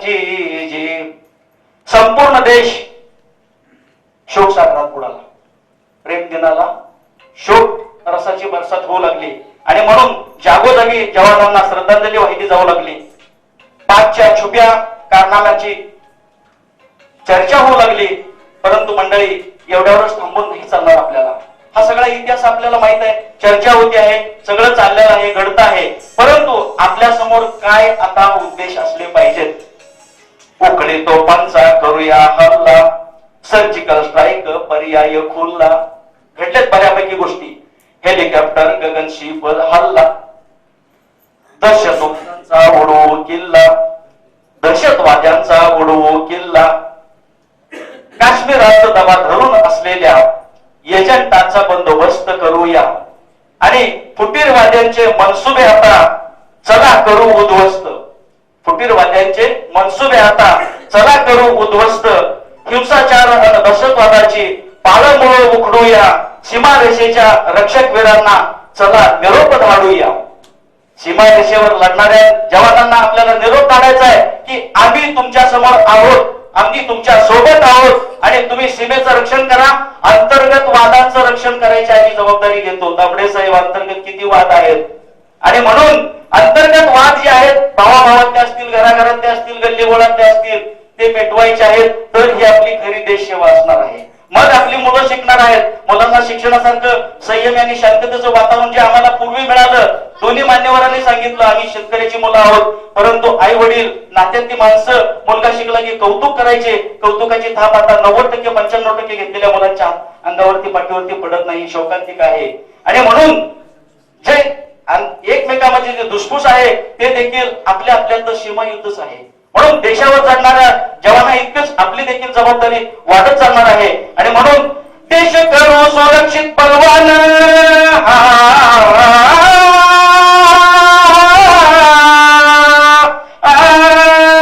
देश करू सुरक्षित बलवान ठेवूयाचं भान देऊ योगदान वीर वीरांगना चरणी होऊलीन वीर वीरांगना चरणी होऊलीन देशभक्तांच्या चरणी होऊलीन देशभक्तांच्या चरणी होऊलीन वाढवू तिरंग्याचे आनबान शान जी जी वाढवू तिरंग्याचे आनबान शान जी जी जी शाहिरानं साज चढविला